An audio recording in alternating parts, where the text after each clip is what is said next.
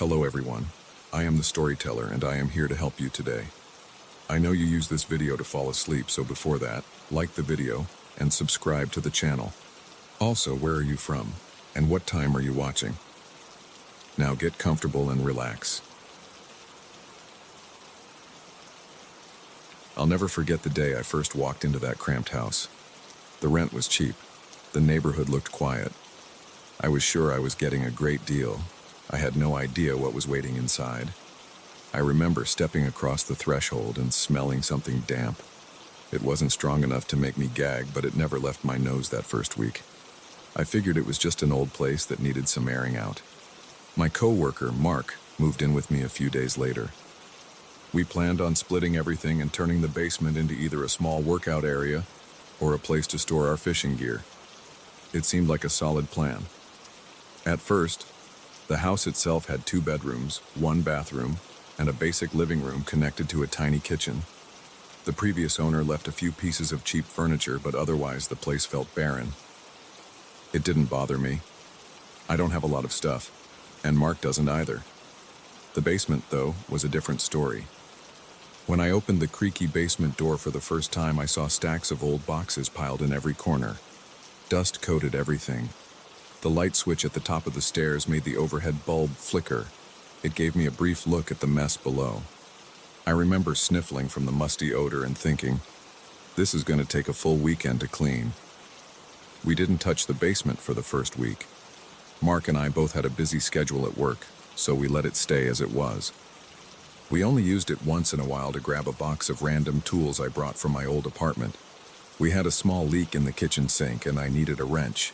That was the first time I noticed something off. I had placed the wrench on top of a wooden crate near the foot of the stairs. I remember this because there wasn't much free space, and that spot seemed convenient. 10 minutes later, the wrench was gone. I thought I had misplaced it.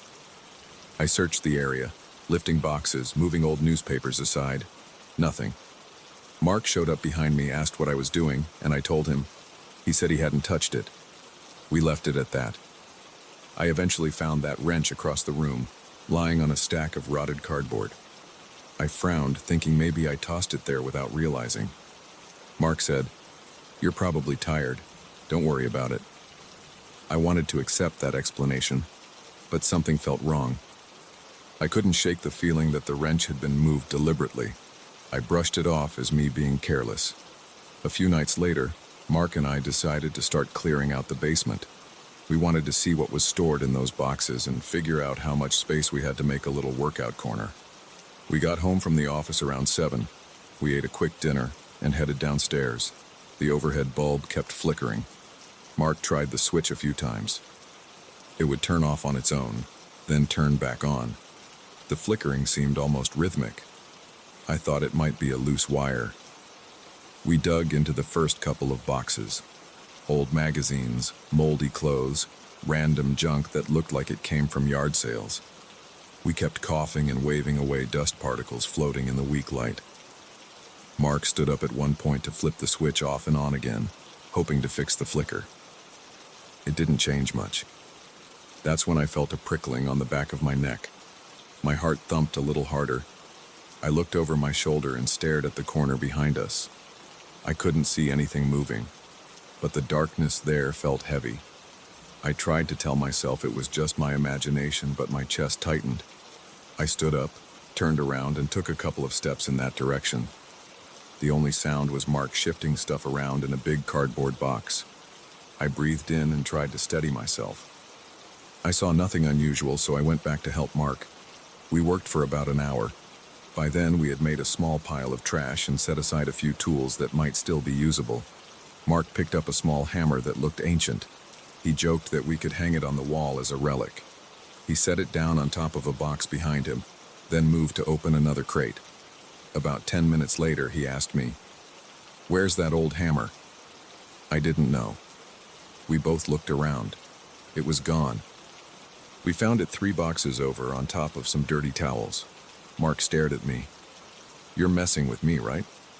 I told him, "I swear I didn't touch it." He shrugged, but I saw a hint of worry on his face. I felt the same thing. We decided to call it a night. The next day I had trouble focusing at work. I kept thinking about that hammer.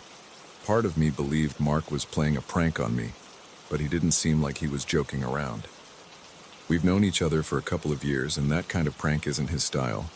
I tried to push it out of my mind. When we got home, I asked if he wanted to do more basement cleaning.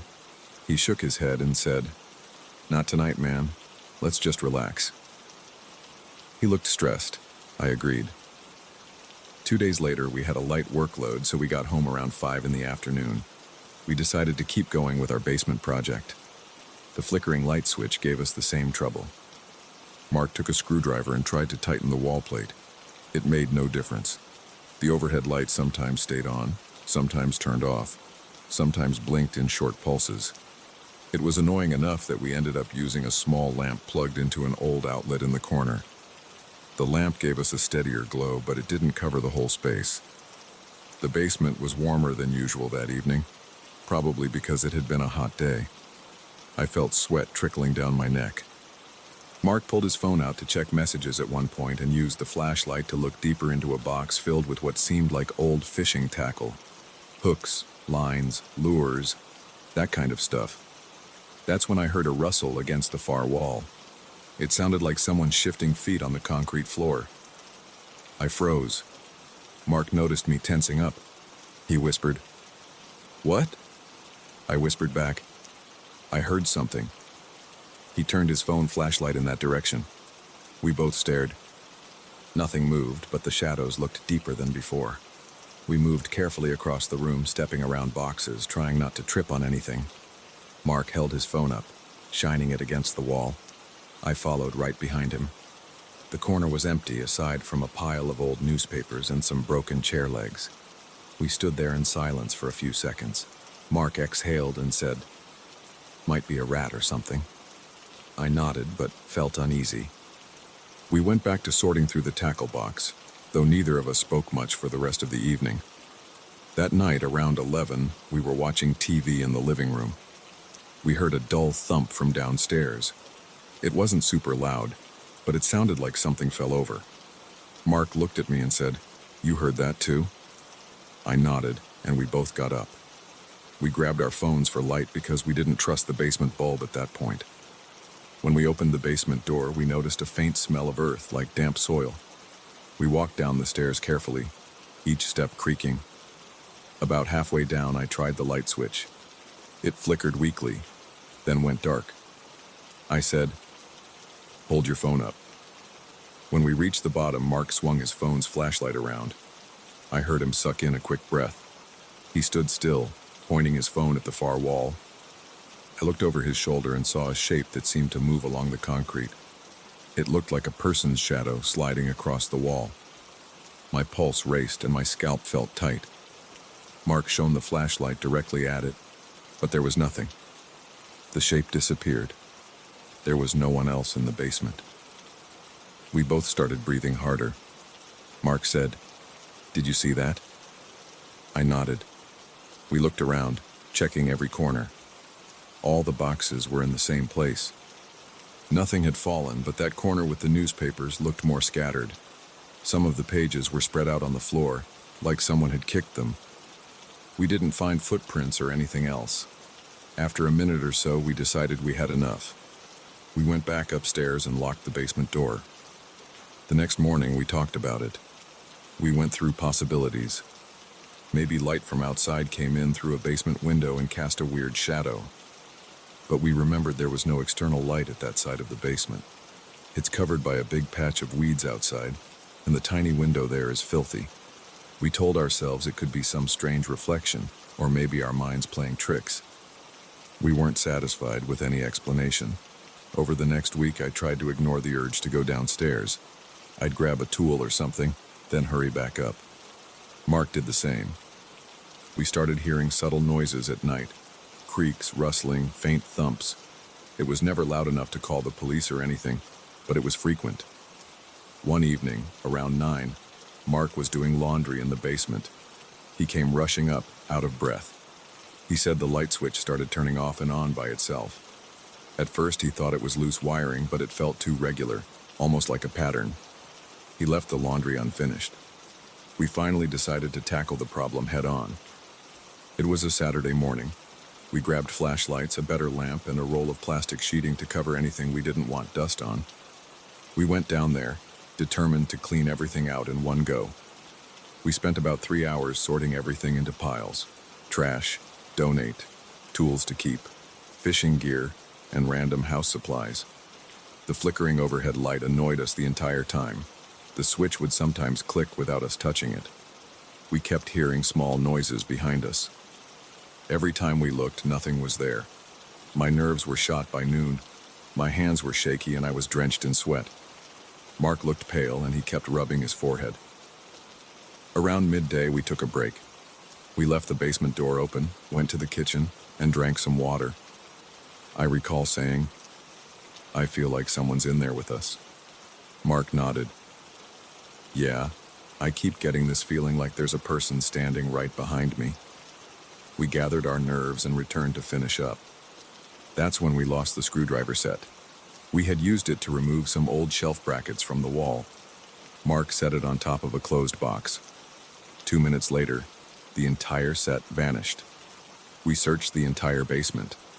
After almost 10 minutes of frantic searching, we found the screwdriver set lying on a shelf near the corner. Neither of us put it there.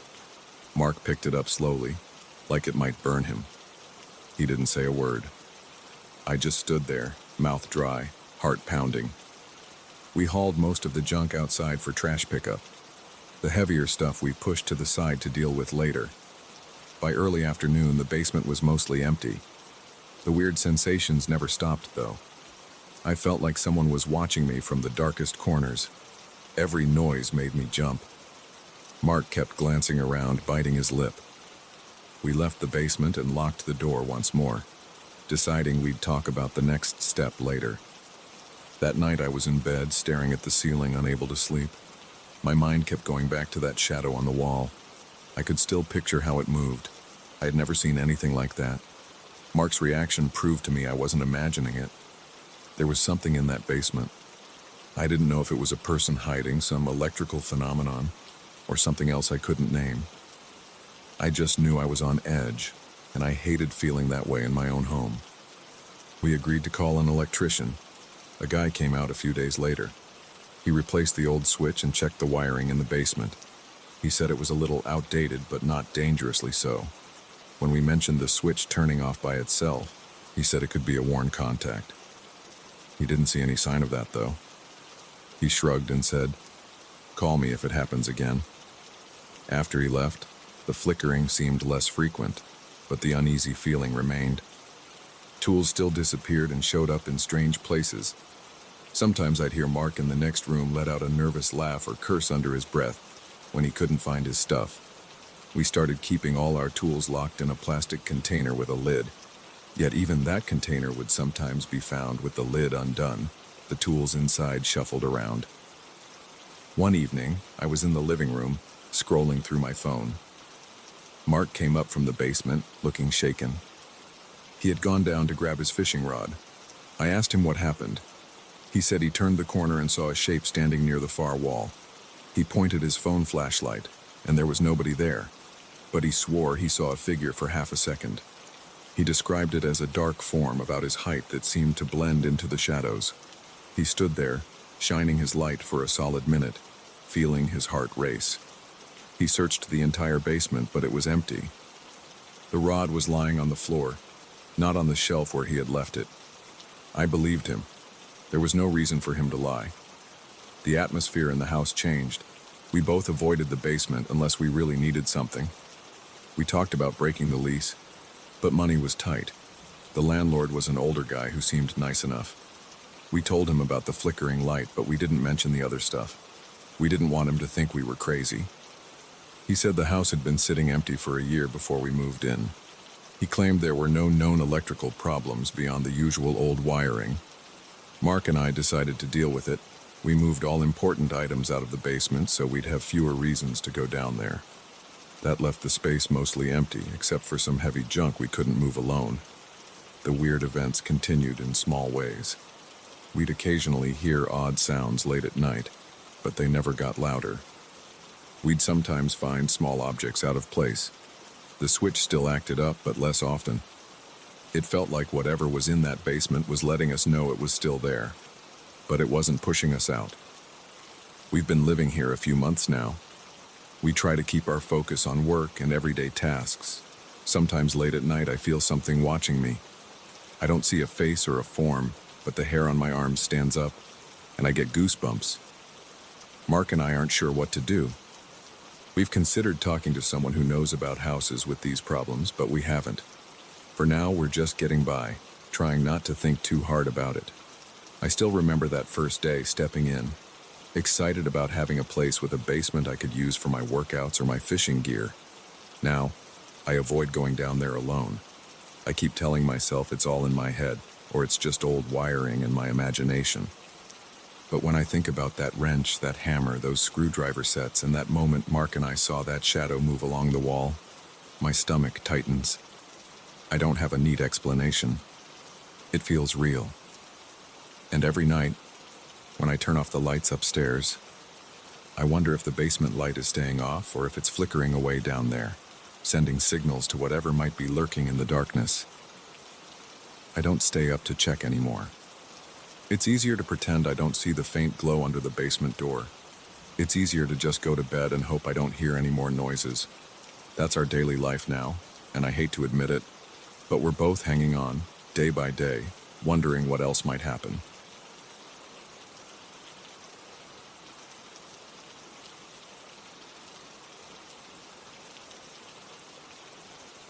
I moved into this condo complex without any big expectations.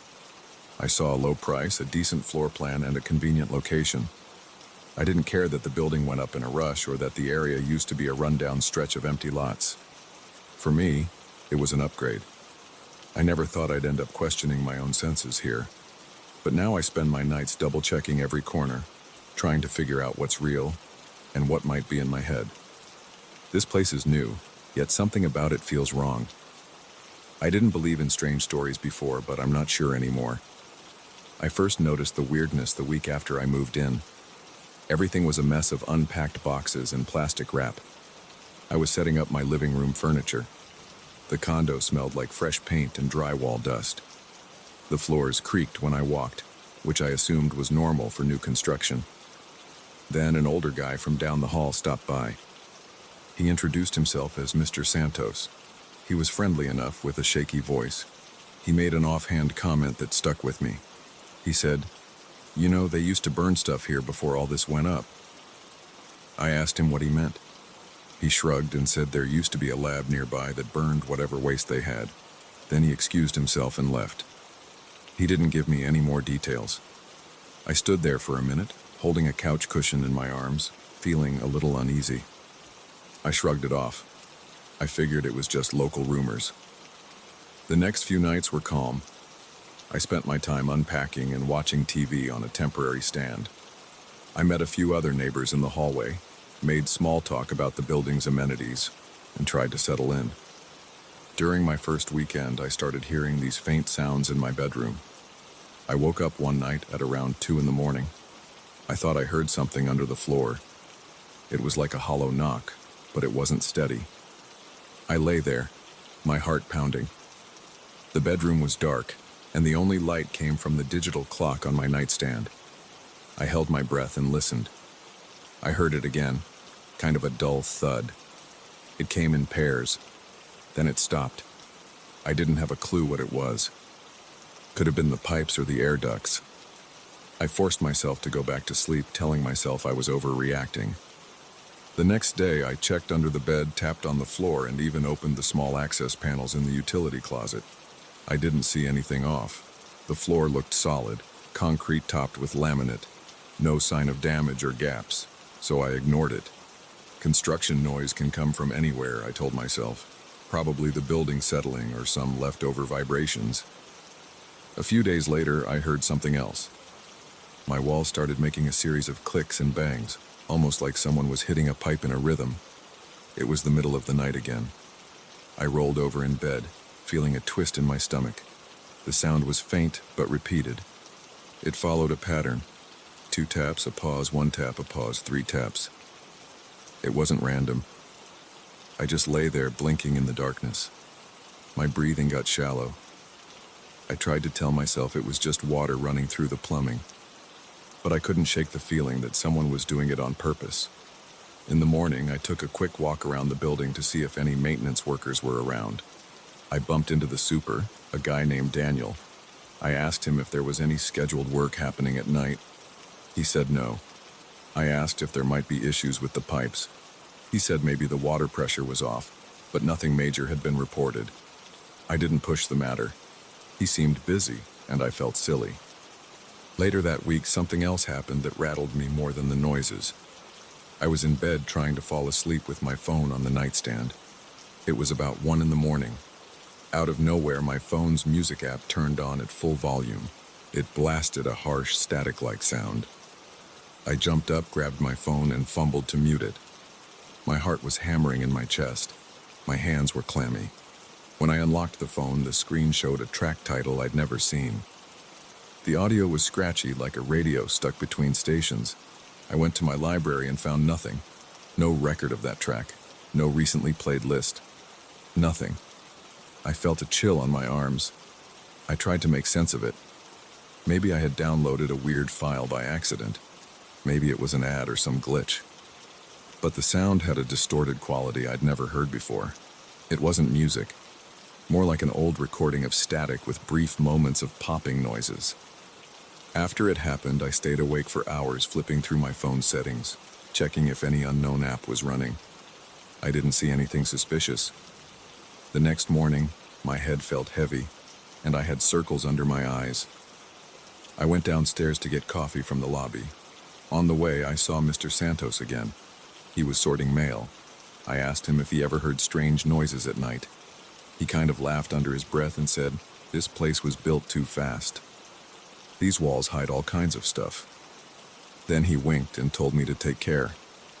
The following evening, the tapping started at around the same time, a few minutes after midnight. It was the same pattern of knocks and pauses. My shoulders tensed up. I actually got out of bed and pressed my ear to the wall. The surface felt cool and I could hear faint scraping. Then the pattern stopped. My bathroom door creaked from the slight airflow in the apartment, and I almost jumped. That's how on edge I was. I decided to walk out into the hallway. I put on a sweatshirt and slippers, grabbed my phone, and left my unit. The corridor was quiet. The lights were dim. I walked toward the far end to see if any neighbor was awake. All the doors were closed and no sounds came from behind them. I didn't want to be the weird guy banging on doors to ask if they heard tapping, so I just walked back and forth for a minute. I noticed a subtle draft near the floorboards by my unit door. The building might not have been sealed well. That could explain some things, I thought, or at least that's what I wanted to believe. The next day, the super sent out a notice that some residents were complaining about minor leaks in their bathrooms, so he asked people to pay attention and report any issues. I figured that might be tied to the odd sounds in the pipes, but I also remembered that Mr. Santos told me about the place being a burn site for a lab. Something about that detail bugged me. I opened a map on my computer and searched for any historical mention of industrial sites in the region. I found a few references to a pharmaceutical facility that operated nearby decades ago, but nothing specific about incineration. The official records were vague. Time passed, and the noises continued. Every few nights, I'd wake up to those floor knocks or that rhythmic pipe tapping. Sometimes it was so faint that I questioned whether I was actually hearing it or dreaming it. My phone never did that static blast again, but there were other small glitches. One night, my flashlight app turned on by itself, lighting up the dark bedroom. Another time, my screen brightness maxed out without me touching anything. It might have been a software bug, but after the weird audio incident, every glitch felt sinister. I started to feel anxious. My chest tightened when the sun went down. I checked the clock, noticing the time creeping toward midnight, bracing for that tapping. I tried leaving a fan on to mask the noise, but I could still hear it. My sleep got worse. My appetite dropped. I spent more time staring at the walls, listening for the next odd sound. When the tapping finally came each night, My breath would catch in my throat. I'd just lie there, rigid, waiting for it to end. One Sunday afternoon, I went to the parking garage to organize my storage unit.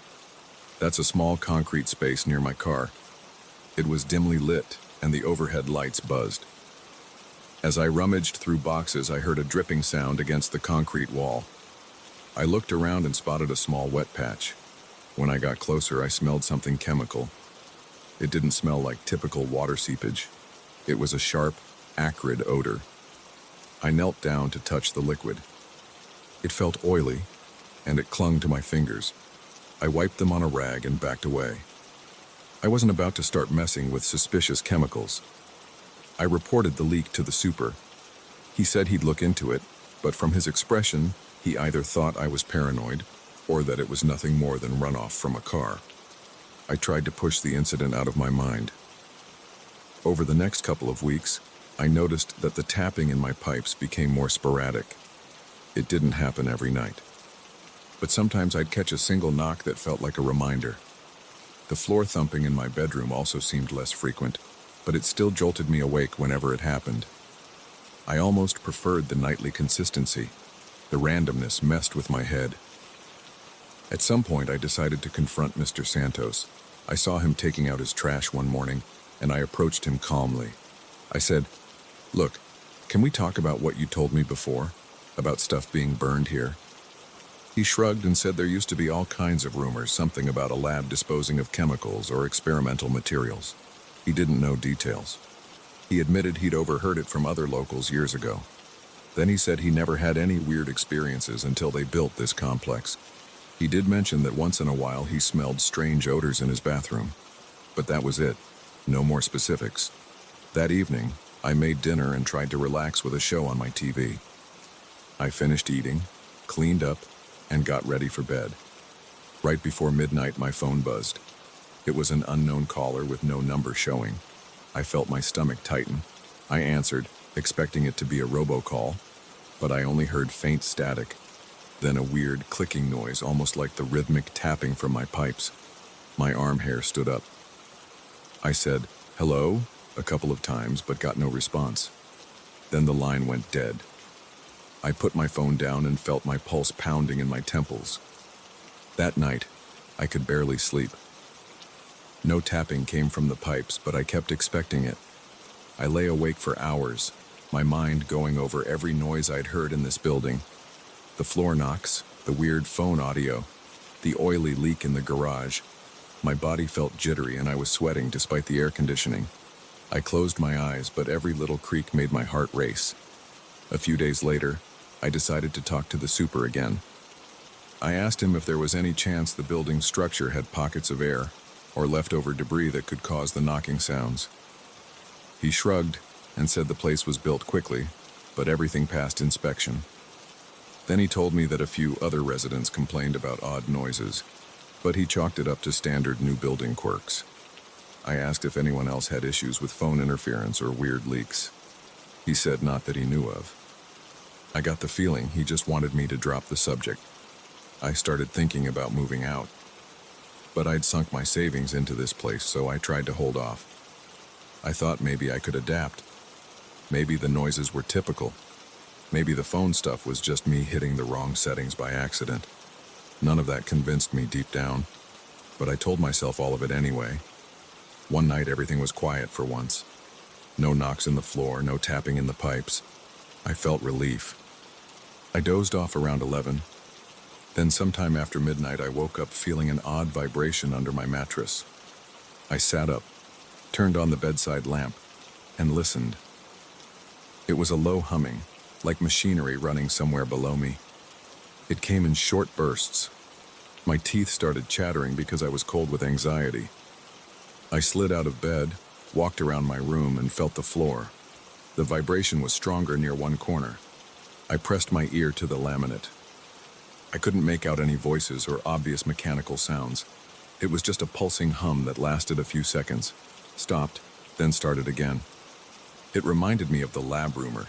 The idea of chemical waste or leftover machines underground made my skin crawl. I rushed to the living room and tried to calm myself. My hands were shaking. My chest felt tight.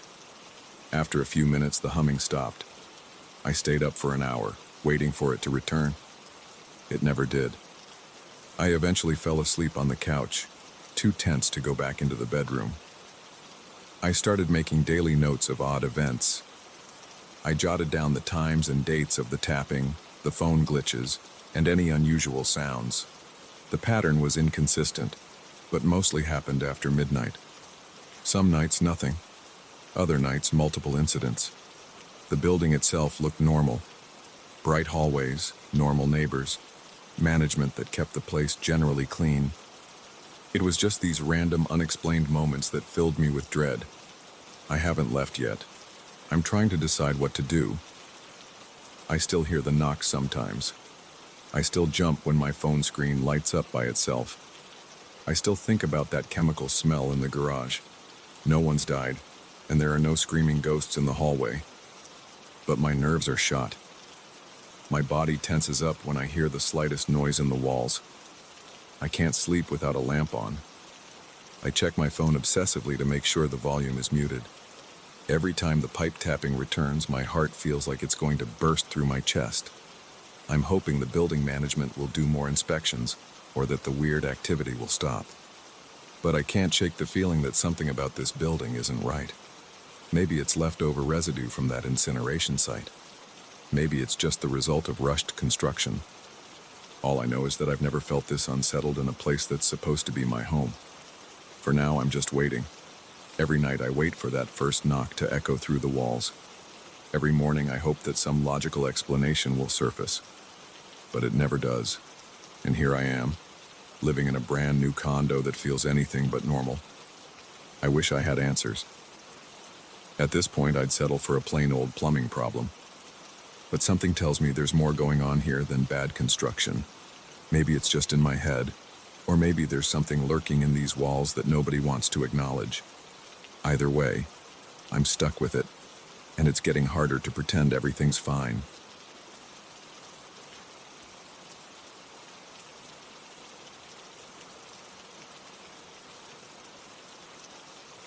I never expected anything strange to happen on a routine business trip. The hotel was cheap, the days were long, and I was only there for a mandatory training session. I didn't think I'd end up lying awake at 3 a.m, staring at my phone in shock. But that's exactly what happened, and it left me with a knot in my stomach that still tightens every time I remember that night. I had arrived at the hotel on a Monday afternoon. The flight was bumpy, but not the worst I've experienced. I got my room key from the front desk. The receptionist looked tired, and I felt the same. My coworker, Kevin, was staying 2 doors down from me on the same corridor. We were there for a 3-day training seminar. The company booked everything on a budget, so the place was nothing fancy. Simple beds, thin walls, a small TV on a rickety dresser. The first day of training was long. The instructors were strict, and they overloaded us with charts, slides, and examples. My head felt heavy by the end of the session. Kevin and I grabbed dinner at a nearby diner. The food was greasy, but at least it was warm. I went back to my room around 9 at night. I tried to prepare for the next day's session. I sat at the small desk in my room with a pile of notes. My phone buzzed once, but it was just an automated message from the airline about my return flight details. I turned the phone on silent after that because I wanted to focus. I studied until my eyes got sore. Around 11:30, I realized I was exhausted. I shuffled over to the bed, checked the alarm, and made sure I'd set it for 6 a.m. Then I set my phone face down on the nightstand. The mattress was lumpy and the pillow was too soft, but I fell asleep anyway. I remember shifting around a few times. The sounds in the hallway sometimes broke through the thin walls, people walking, doors closing. I heard Kevin cough once through the wall, but that didn't stop me from dozing off again. At some point, I felt my phone vibrating. The noise wasn't too loud, but the vibration rattled on the wooden nightstand. My eyes opened. The alarm clock next to the bed said 3:00 a.m. in its dull red glow. I couldn't believe my phone was ringing that late. My first thought was that maybe my family was calling with an emergency. That shot a surge of adrenaline through me. I reached for the phone, and before I even answered, I saw something that stopped me in my tracks. The caller ID showed my own number. I stared at the screen for a few seconds. I couldn't process it. My heart thumped in my chest. My mind raced with possibilities. A glitch? A spoof? Some kind of weird error with the service? But at 3 in the morning, I wasn't thinking straight. I just pressed the green button to answer, my hand shaking a bit. When I lifted the phone to my ear, I heard muffled sounds. It was like someone trying to speak through water. It made my skin crawl. I kept listening, and then I caught a faint tone that reminded me of my own voice. It didn't sound normal. It was distorted and had this desperate edge. The voice kept repeating my name over and over, like it was searching for help. I sat up in bed, my heart pounding. A trickle of sweat ran down the side of my face. My hand was cold and my breath caught in my throat. I forced myself to say something. I said, "Who is this?" trying to keep my voice steady. The only answer was a hiss of static, and then the line went dead. I pulled the phone away from my ear and looked at the screen. The call had ended. My heart still beat fast, and I was confused. My phone's recent calls list didn't show anything at all. There was no entry for the last incoming call. It was as if nothing had happened. I stared at the screen for a few seconds, trying to figure out if I was dreaming. I decided I wasn't dreaming. I was wide awake. The dim lamp above the desk was still on, and I could see every detail of the room. The scratchy comforter on my bed, the small suitcase on the floor, the stack of notes on the desk. It all felt real. I could still feel the slight dampness on my palm where I'd gripped the phone. My body felt tense. My jaw was clenched and my neck felt stiff. I told myself it might have been a prank or some weird glitch. That didn't explain the voice, though. I know my own voice well enough to recognize it, even if it's distorted. Something about the tone and the way my name was said freaked me out. I sat there for about 15 minutes, staring at the phone, occasionally flipping through the call log to see if the entry would appear. It never did. At one point, I looked out into the hallway through the peephole in my door. Nobody was outside. The corridor light was flickering a bit, but there was no sign of movement. Eventually, I grabbed a bottle of water from my suitcase. I gulped some down, trying to calm my nerves. The water felt cool, and it cleared my head just a little. I thought about knocking on Kevin's door, but it was too late, and I didn't want to scare him or seem irrational. I also figured he'd be asleep, and maybe it was just a one-time glitch that wouldn't happen again. I turned on the TV to see if that would distract me. The channels were mostly infomercials or reruns. I tried to watch a show, but I couldn't focus. My ears kept tuning in to every little sound in the hallway. I heard the elevator ding at one point, but there were no voices. I tried to go back to sleep around 4 in the morning. I lay there, my phone on silent, the ringer volume turned off. I couldn't shake the feeling of dread. Every time I closed my eyes, I replayed that muffled voice. The memory made my heart skip. My muscles were tight and my head pounded. I drifted in and out of a restless sleep until my alarm buzzed at 6. When I got up, I felt groggy and on edge. I dragged myself into the shower, letting the water run hot. My mind kept going back to the call. That frustration built up. I wanted an explanation. I wanted something logical to make it all go away. After getting dressed, I stepped out into the hallway and saw Kevin leaving his room. He looked better rested than me, but still a bit annoyed at having to wake up early. While we walked to the lobby, I asked him if anyone had come knocking on his door in the middle of the night, or if he'd heard anything weird. He said no. He asked why I was asking. I told him I got a strange call at 3. I didn't go into detail at first, I just said it was a weird call. He shrugged and said maybe it was a wrong number. He was more focused on getting coffee. At breakfast, in the small hotel dining area, I decided to explain more. I said the call appeared to come from my own phone number. Kevin set down his coffee cup and looked at me like I was joking. I assured him I wasn't making it up. He suggested it might be a phone company glitch or a spoofed call. I nodded.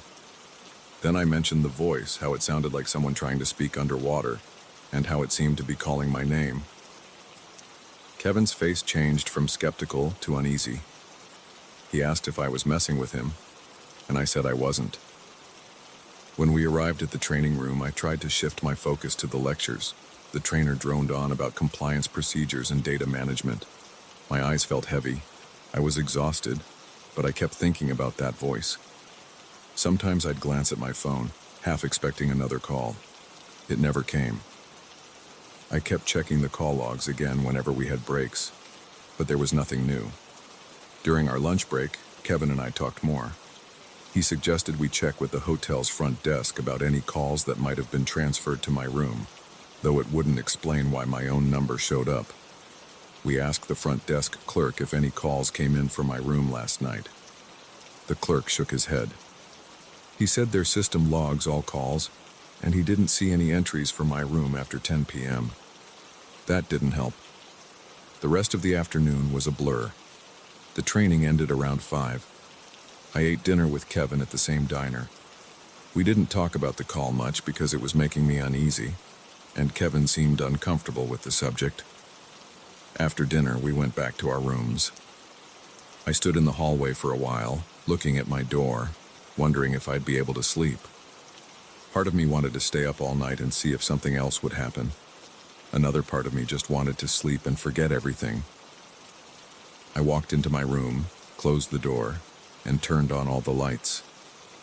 I sat on the bed, scrolled through my phone's settings looking for anything that might have been tampered with. Everything looked normal. Eventually, I called my own number from the hotel room phone just to see if that triggered anything. It rang as usual, then went to my voicemail. I hung up. My phone showed a missed call from the hotel phone's number. That was normal. There was no echo call from my own number, no weird voice. I stayed up until midnight again, studying for the next day. My eyes were burning and I felt jumpy at every little sound. The air conditioner kicked on with a loud thud, and I nearly jumped out of the chair. I decided to turn off the overhead light and keep only the lamp on. My phone was on silent again, but I left it face up, so I could see the screen if it lit up. I must have fallen asleep around 1 a.m. This time I slept through until my alarm woke me at 6. No calls. No strange sounds. I turned off the alarm and noticed my phone's battery was nearly dead, even though it was at 50% before I went to sleep. That was odd.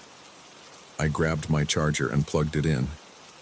My heart started pounding again as I realized there was a chance something had happened during the night that I missed. But I checked the call logs. Nothing. Checked my texts. Nothing. I finished the final day of training, feeling relieved that I'd soon be leaving. After the session ended, Kevin suggested we change our flights and leave that evening instead of staying another night. He said we could try to catch a red-eye flight home. I jumped at the idea. We managed to find seats on a later flight, so we checked out of the hotel around 7 p.m. The clerk didn't ask why we were leaving early, and I didn't bother explaining. On the drive to the airport, Kevin asked if I felt better getting out of that place.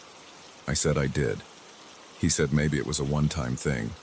He was trying to reassure me, but I could tell he was still a little curious.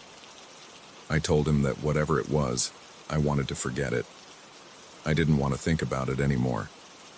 We got on our flight and I made it home late that night. My phone didn't act up again. I tried to relax during the weekend, but the memory kept floating into my head, especially when I was about to fall asleep. Sometimes I'd wake up in the middle of the night convinced I heard my name. Then I'd realize I was alone in my room and my phone was silent. A week later, I called my service provider and asked them if they had any record of a call to my phone at 3 a.m. on that date. They said they didn't. They checked my logs and said the last activity before morning was some automated text message from earlier that evening. I told them about the call with my own number, and the representative said it was possible someone spoofed my caller ID, but they didn't have any direct evidence. They suggested I reset my phone. I reset my phone, changed some security settings, and never experienced anything like that again. Still, I can't explain the voice I heard. It wasn't just static. It was my voice, calling my own name, and it sounded desperate. I don't have a neat conclusion. I can only say that it happened, it felt real, and it shook me up. Sometimes I try to let it go and move on, but late at night when my phone rings, I still hesitate before I pick it up. I glance at the caller ID and I brace myself for a moment because I can't forget that feeling. My own number flashing on the screen at 3 a.m. and that muffled voice calling my name in the dark.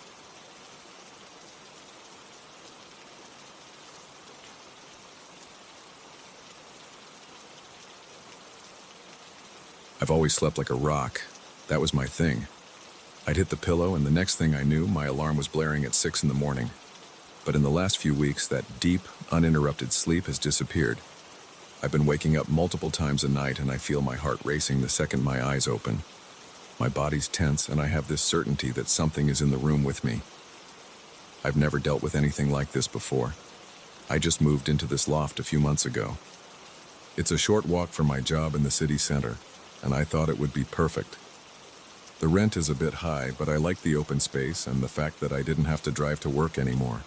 It seemed like a good choice at the time. On my first night here, I slept fine. I was exhausted from hauling furniture, so I crashed pretty hard. The next night, I woke up around 3 in the morning. I remember checking my phone and feeling irritated. I had no clue why I was awake. I tried to go back to sleep, but I felt an odd pressure in the room like someone else was there. I shrugged it off as stress. New place, new noises. Maybe my subconscious was on high alert. But it happened again the next night, and the night after that. About 2 weeks in, I started noticing a shape in the far corner of my bedroom area. My loft is basically one big open space with a semi-partition for the bedroom, but the corners are still pretty dark at night. Sometimes, in the haze of half-sleep, I'd catch sight of a tall, dark silhouette. I'd squint, trying to make sense of it. It looked like a person standing there, silent and still, but with no features. I couldn't see a face or even the outline of clothes. Just a dark, vaguely human shape. I'd blink, and sometimes it would fade. Other times it stayed until my eyes adjusted, and then I'd convince myself it was just a shadow from the street lamp outside. The worst night so far happened about a week ago. I woke up because I felt the bed sink at the foot. It was this gentle dip in the mattress, like someone had just perched on the edge. I froze. My heart pounded so loud that I could hear my pulse in my ears. I wanted to lunge for the light switch on the nightstand, but I couldn't make myself move. My mind was stuck. I kept thinking, there's no one here. There's no way. I locked the door. The windows are shut. But the feeling of weight on the bed was so clear. Finally, I managed to flick on the lamp. As soon as the light filled the room, the pressure was gone. Nobody was there. I rushed to check the loft door. It was locked. The chain was in place. The windows were locked too. Everything was secure.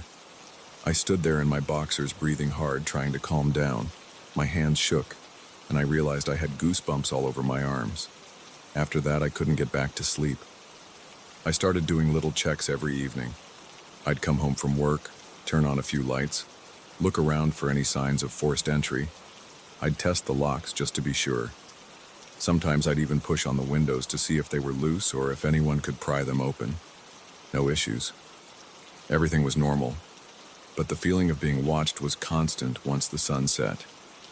I'd sit on my couch trying to relax with a late dinner, but I'd catch myself glancing over at the bedroom area every few seconds. My breathing would turn shallow. My mouth felt dry. I'd crack open a beer or two, hoping it would take the edge off. I started sleeping with the TV on. I'd mute it and leave it on some random channel. The low light from the screen made the space feel less empty. But then weird things started happening with the TV. A few times I woke up to static. That old school snow that I thought didn't even exist anymore with modern cable. I'd stare at it, half asleep, and wonder if my cable box was malfunctioning. Then I'd change the channel back, and everything would be fine. Another night, I found it had switched to a local news station. I'm sure I didn't set it there because I hate watching news in the middle of the night. It felt like the TV had a mind of its own. I told a coworker about my sleep troubles, but I left out the strange details. I just said I've been restless. He mentioned that maybe I'm stressed about living alone for the first time. He said people sometimes experience sleep hallucinations or paralysis. I didn't argue, but it didn't feel like that. This presence felt real. I could almost sense the air change when it was around. The room felt colder, or maybe my body temperature would drop because I was scared. I'm not sure. But I know my pulse would spike and my hands would sweat. Sometimes I'd catch myself clenching my jaw so tight that my teeth hurt. One night I decided to stay up late and try to catch whatever was happening. I turned the lights down low. I had my TV on mute as usual, but I sat upright in bed with my back against the wall. I tried to keep my eyes open, but around 2 in the morning, I started drifting off. I jerked awake when I heard the distinct click of the TV channels changing. The screen flickered from a talk show to a cooking channel, then to static. My remote was on the bedside table, out of my reach. There was no reason for the channels to switch like that. I forced myself to look around. My heart thudded, and I felt my hands clench the blanket. There was no one in the room. At least I didn't see anyone. But in the corner, that shadow was back. Tall, dark, motionless. My eyes teared up and my face felt hot. I wanted to call out, but the words stuck in my throat. I stared at it for what felt like forever, trying to figure out if it was some shape cast by the half-open closet door or the furniture. But it looked so distinct. I fumbled for the lamp, and by the time the light came on, the corner was empty. I barely slept after that. I went to work the next morning feeling like a zombie. My boss asked if I was sick. I just said I wasn't sleeping well. I wondered if I should think about moving out. But I just got this place and I can't break the lease so soon. Plus, moving costs money I don't have right now. I convinced myself it had to be stress. Maybe I was imagining shapes in the dark. Maybe the TV was glitching for some technical reason. But something in my gut told me that wasn't the whole story. On a Saturday, I decided to do a deep cleaning. I thought maybe if the place felt fresher, I'd sleep better. I vacuumed, dusted, checked every corner. The place isn't that big, so it didn't take long.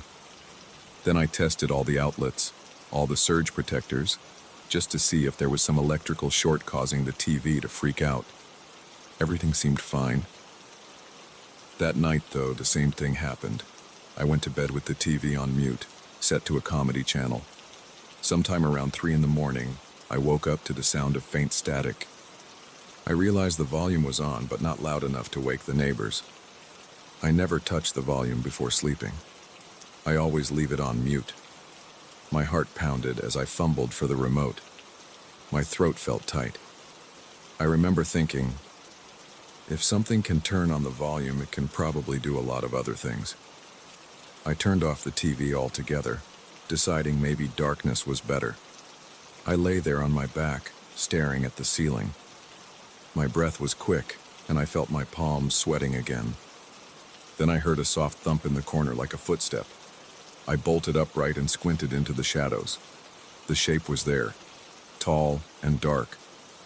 I could see it against the faint light coming in from the window. My chest felt like it was going to explode.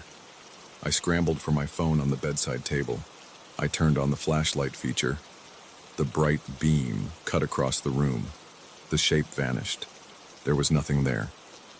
I stayed like that for several minutes, shining my phone flashlight around like a cop searching a crime scene.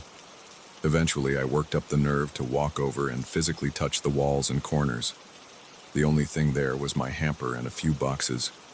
No sign of a person or even an outline that could resemble a figure.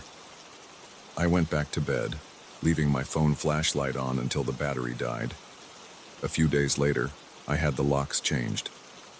I asked the locksmith if he noticed any signs of tampering. He said no. Everything looked intact. I told him I just wanted to be safe. He said that was understandable. That night I felt a little more secure, but I still woke up around 2. I stared at the corner. It was just darkness. But I sensed something.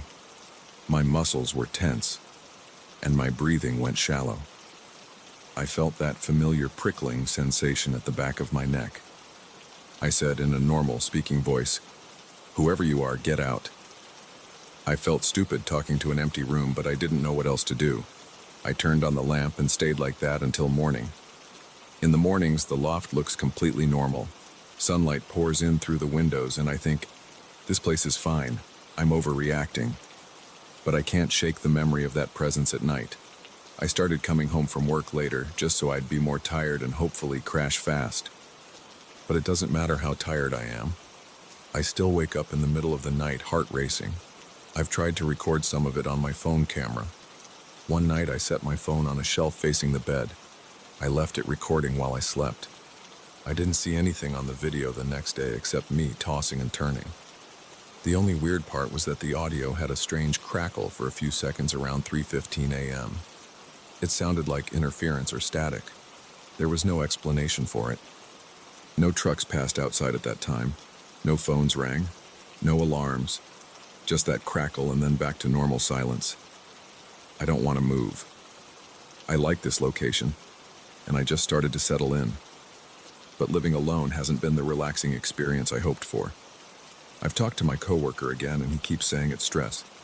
He suggests maybe I should see a therapist about my sleep problems. I'm actually considering it now. Maybe it's all in my head. But I can't convince myself that the shape in the corner is just my imagination. It feels too real. The bed actually felt like it sank that one night.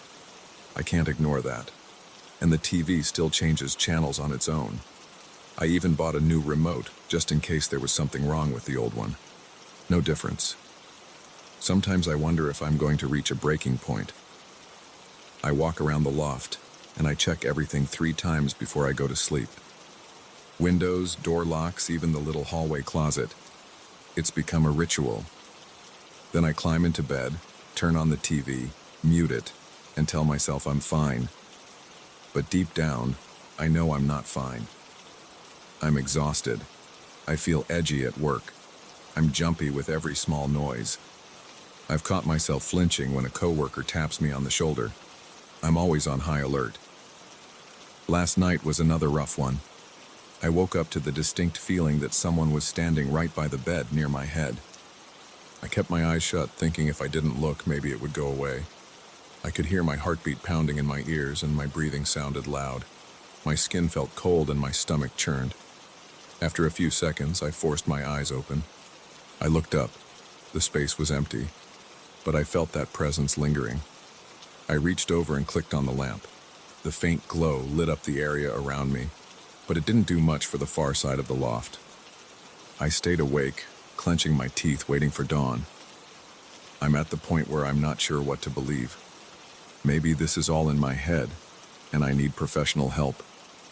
Or maybe there's something in this loft that isn't leaving me alone. I've read enough online forums to know that people experience strange things when they're under a lot of pressure, but I've also seen posts about weird occurrences that nobody can explain. Right now, I can only say that every night I see or feel something, and every night I'm too scared to sleep properly. The loft feels smaller and smaller, and my own home doesn't feel safe anymore. I don't know what my next step is. I could break the lease, but that might not solve anything if the problem is me. If it's stress or some mental glitch, it might follow me wherever I go. On the other hand, I don't want to spend another 3 months feeling like there's a silent figure looming over my bed. I hate feeling helpless. I'm not used to being scared in my own place. I'm used to sleeping like a log, waking up rested, and heading to work like anyone else. Now I'm just a restless mess, jumping at shadows and triple-checking locks. That's where things stand. Every night I go to bed hoping for peace, and every night I wake up feeling that presence, seeing that shape or hearing the TV switch itself to static. I wish I could say I found a solution, but I haven't. I just keep pushing through my days, tired and uneasy, wondering if tonight will be the night it finally stops, if it ever stops at all.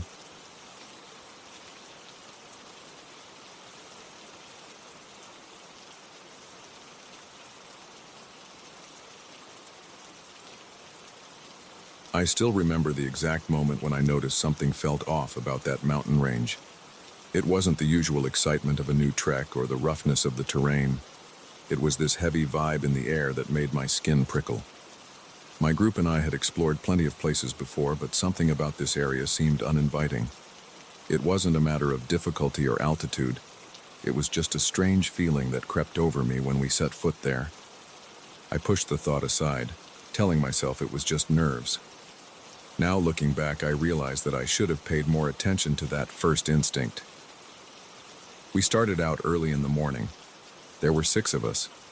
We were all used to the typical routine. We checked our gear, loaded our packs, and headed into the trails. The path was overgrown in some places, and there were no signs pointing the way. The region was barely on any map. We had heard rumors of a nice waterfall and some untouched spots where the view stretched on for miles. Our plan was to spend 3 nights out there, maybe more if we found good trails. We carried enough food, water filters, and all the usual stuff. It felt like any other trip except for that nagging heaviness in the back of my mind. We reached an old shelter by late afternoon. It was a simple structure, basically some logs stacked together to create walls with a half-rotten wooden door and a leaky tin roof. The place had no electricity. We relied on lanterns and headlamps. We had a couple of small propane stoves, but we mostly planned to use the fire pit out front. The surrounding forest felt thick, but not in a comforting way. The trees grew close, and the underbrush formed a dense layer that was hard to navigate. Still, we settled in. We stashed our gear in corners and spread our sleeping bags out on the rough wooden floor. The day passed normally. We collected water from the stream nearby, boiled some for drinking, and just hung around sharing snacks. The second day began without any real drama. We woke up, ate a quick breakfast, and set out to explore a ridge half a mile north.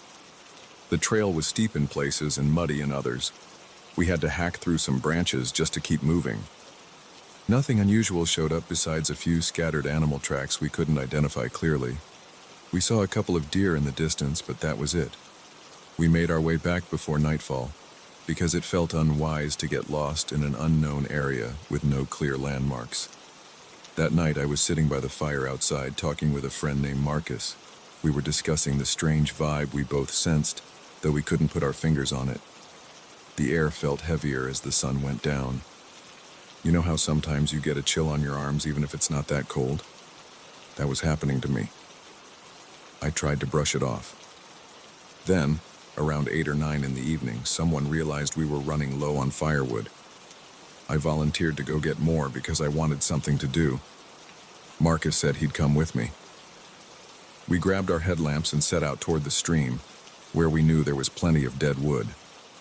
Walking at night in a forest always feels a bit strange.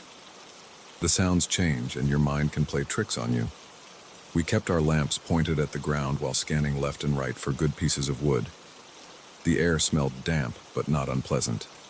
About 15 minutes in, we got to a spot near the water where we could pick up some branches. Everything seemed ordinary until I spotted something in the mud. I froze and aimed my headlamp straight at it. The track was huge, maybe twice the size of my foot.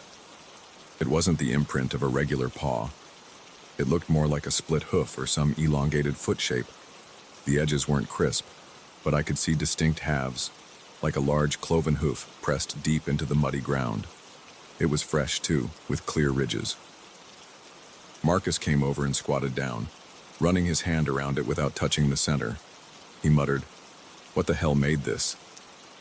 I didn't have an answer. There were more prints extending along the creek bank, almost in a line.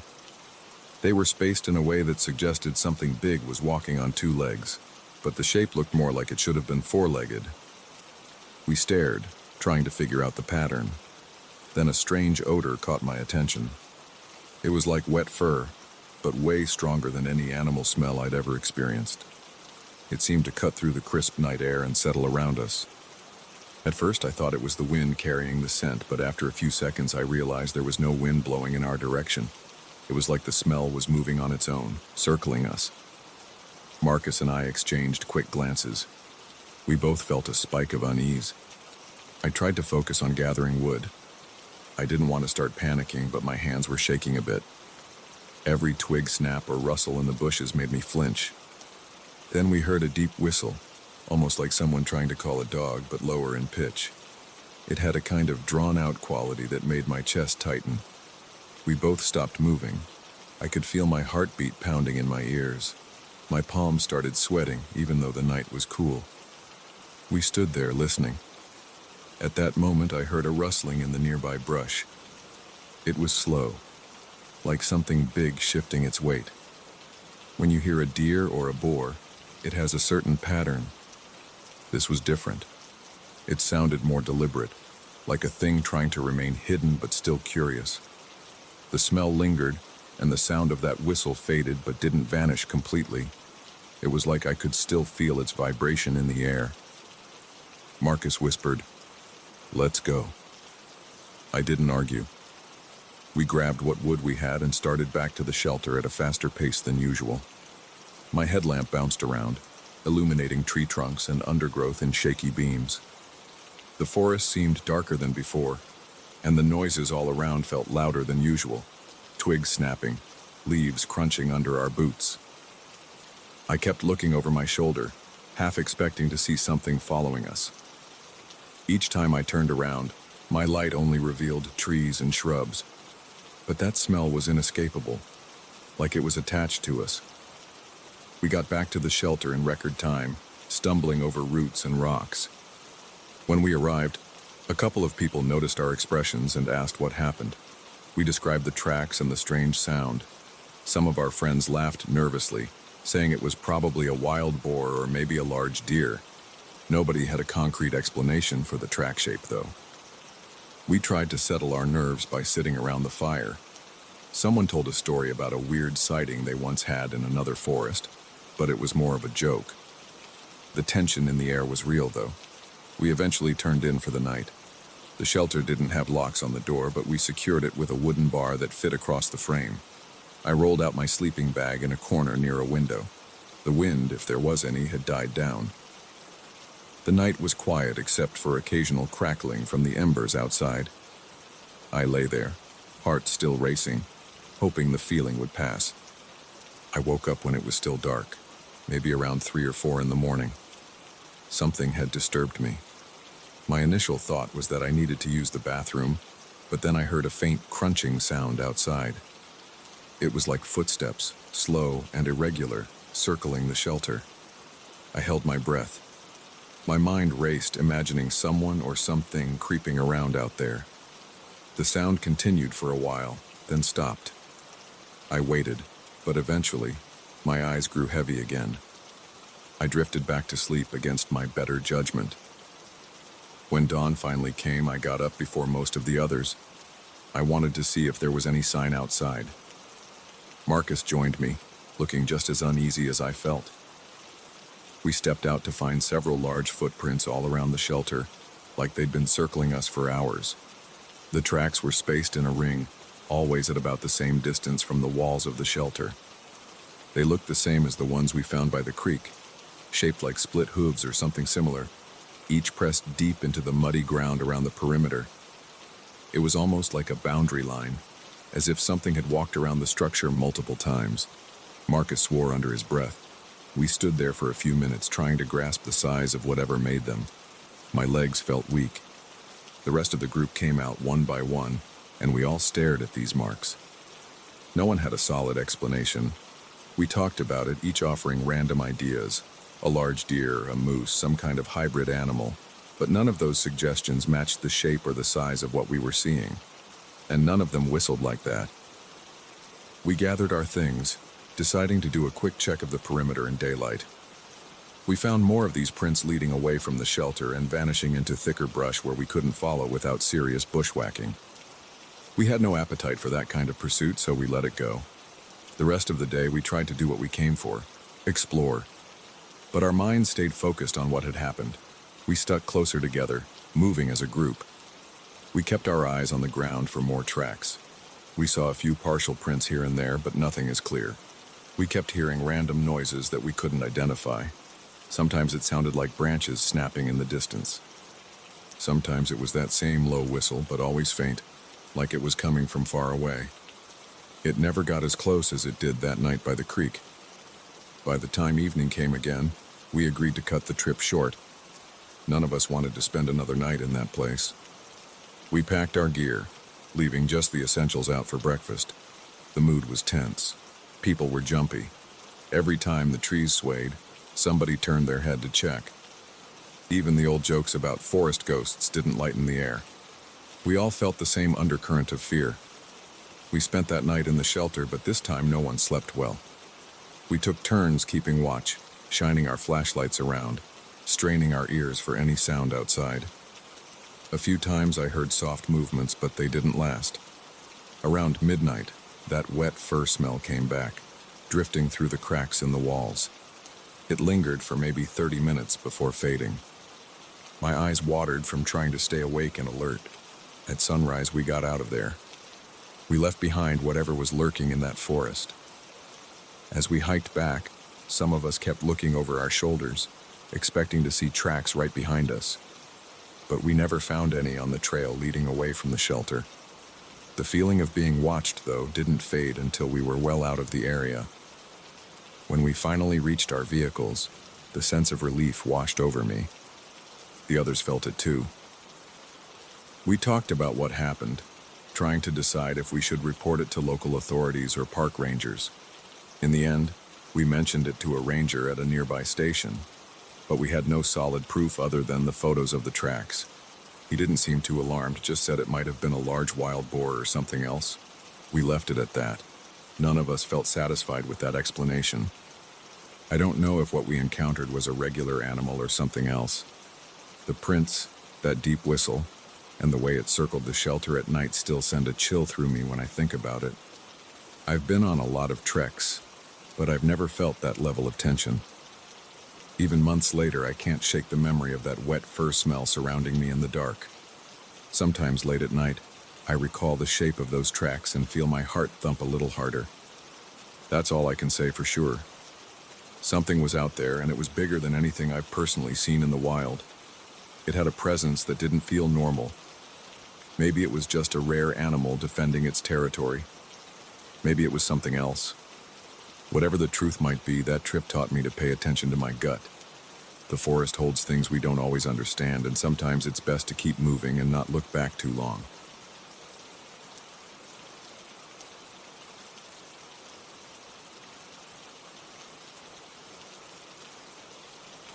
I never expected a worn-down meeting hall to make me question what I knew about old buildings. I started the restoration project thinking it would be straightforward. I had some basic knowledge of carpentry and a little interest in history. I volunteered because the place had a certain charm. The group that built it was some local fraternal order from the early 1900s. People said they held private ceremonies here, but I never found any solid proof. Everything about the building seemed typical. High ceilings, chipped plaster, old wooden floors. It was big and needed a lot of work. Over time, it became clear that the building had hidden corners and locked rooms that hadn't been touched in decades. I felt curious about what might be left behind. During the day, the place felt normal, although dusty. I usually worked with a small team. We patched walls, replaced broken tiles, and tried to keep the structure from collapsing. The outside was impressive, with tall columns and an arched entrance. Inside, it was darker and smelled of old wood and mold. We spent most of our time bringing in new materials and hauling out debris. Most people on the team went home by sunset. The electrical system was old, so the lights were unreliable. Only a few parts of the building had modern lighting. That was why I stayed late one evening. I needed to sort through some old items in the basement and figure out what could be salvaged or documented. The basement was cramped, filled with shelves of dusty boxes and wooden crates. There were old chairs stacked in corners, a few rotting tables, and a broken podium. I remember there was a single light bulb hanging from the ceiling, but it didn't cover the entire area. I had a flashlight with me to see the far edges of the room. I felt fine at first, just tired from a long day. I was making my way through some boxes of papers and photos. Some were official documents from the group that used to meet here. Some were minutes from their meetings, some were receipts for building supplies, and a few were just personal letters. I thought I'd be alone down there for about an hour, maybe two. I didn't hear anything unusual at first. The basement was quiet. The only sounds were my footsteps on the concrete floor and an occasional drip of water from a pipe somewhere in the walls. After about an hour, I noticed a small wooden door on the far side of the basement. I remembered it being locked. Earlier that day, I had tested the knob out of curiosity, and it didn't budge. But now the door stood slightly open, almost inviting me to look inside. I felt a pinch of discomfort in my stomach. I tried to tell myself it was just an old door that had somehow come loose. Maybe the lock was broken, or maybe the wood had warped. Still, it felt strange. I walked over and pushed the door all the way open. Beyond it, I saw a narrow corridor that definitely wasn't on the current floor plan. We had old blueprints spread out upstairs, and I never saw any mention of an extra corridor or room in this area. The hallway inside was dark, so I grabbed my flashlight. It cut through the darkness, but only a few feet ahead. Everything beyond was shadowy and tight. The walls were made of old brick. It smelled damp, like earth and stale air. I wanted to see what was there, so I stepped inside. The corridor was colder than the basement.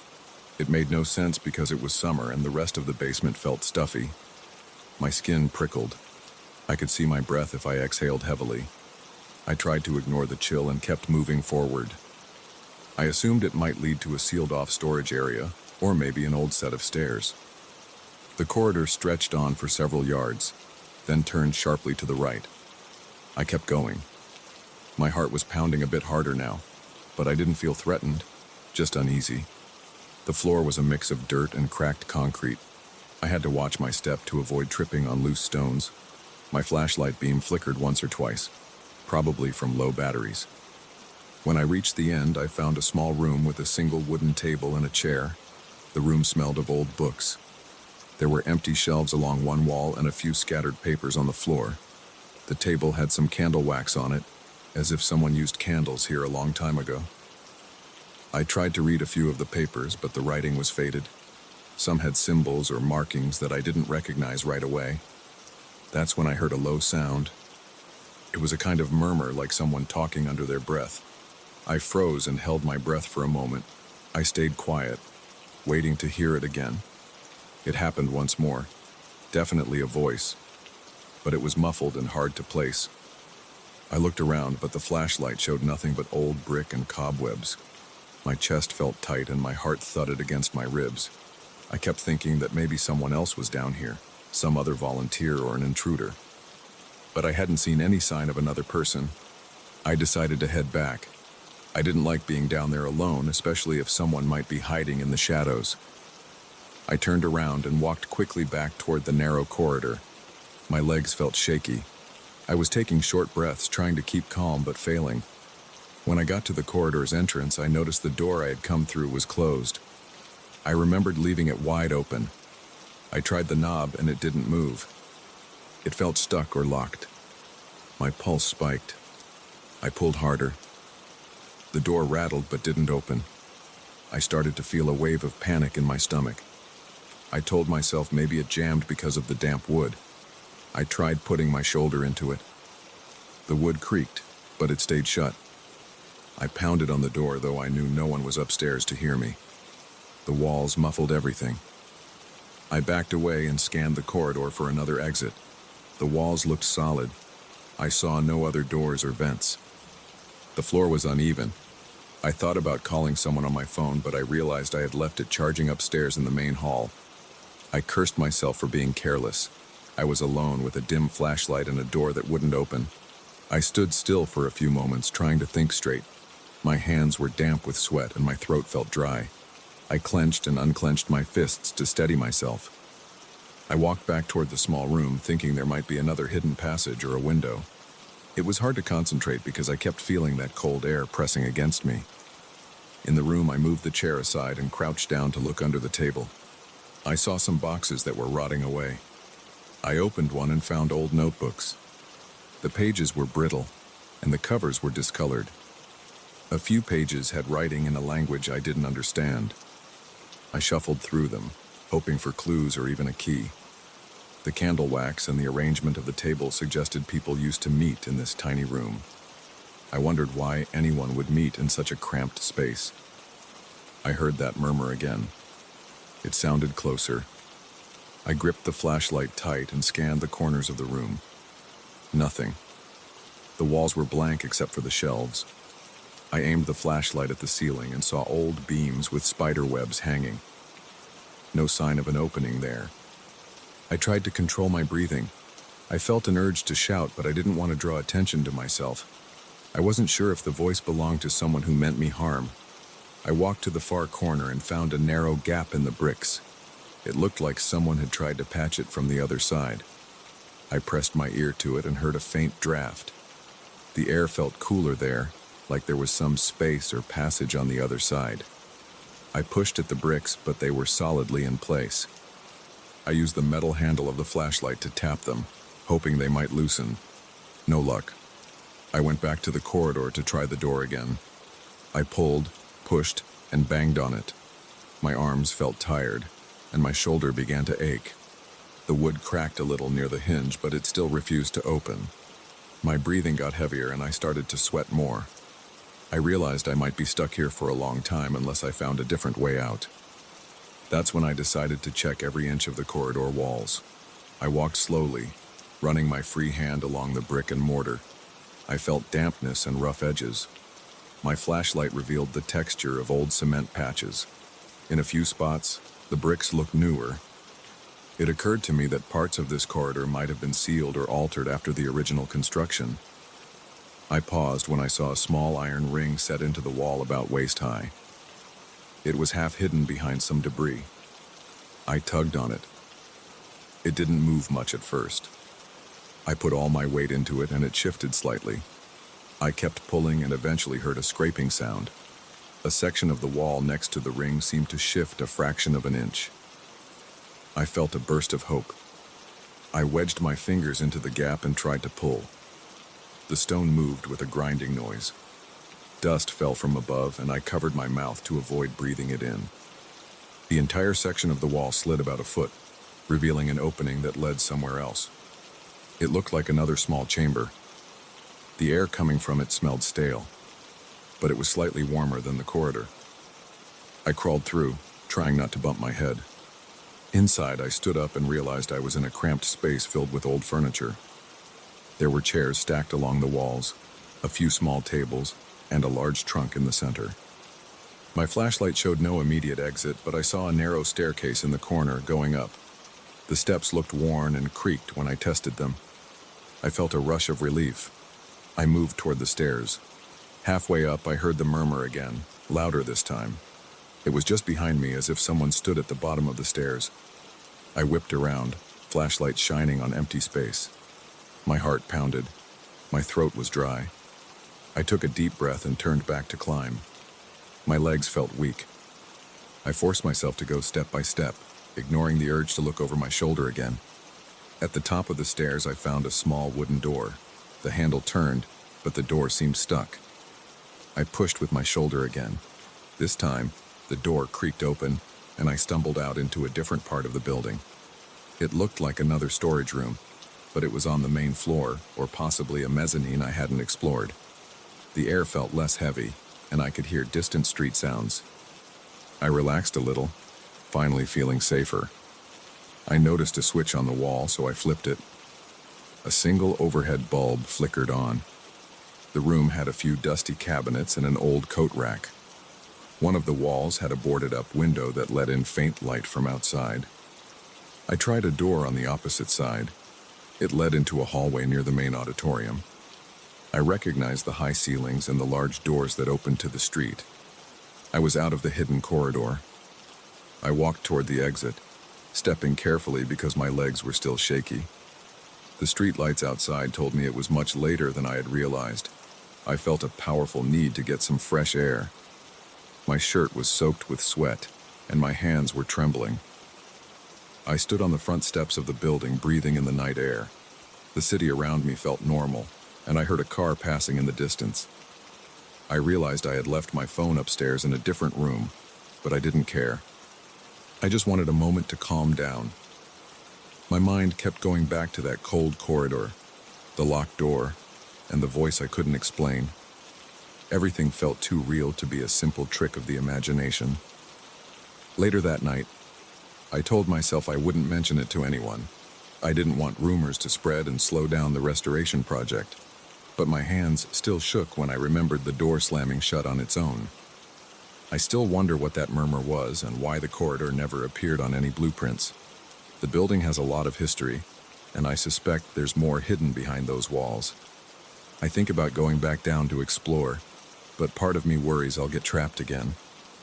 There's something unsettling down there, something I can't explain with basic logic. For now, I'm focusing on the safer parts of the project, but I know that locked corridor still exists. I can't forget it, and sometimes I catch myself staring at the basement door, wondering if it will swing open on its own one more time.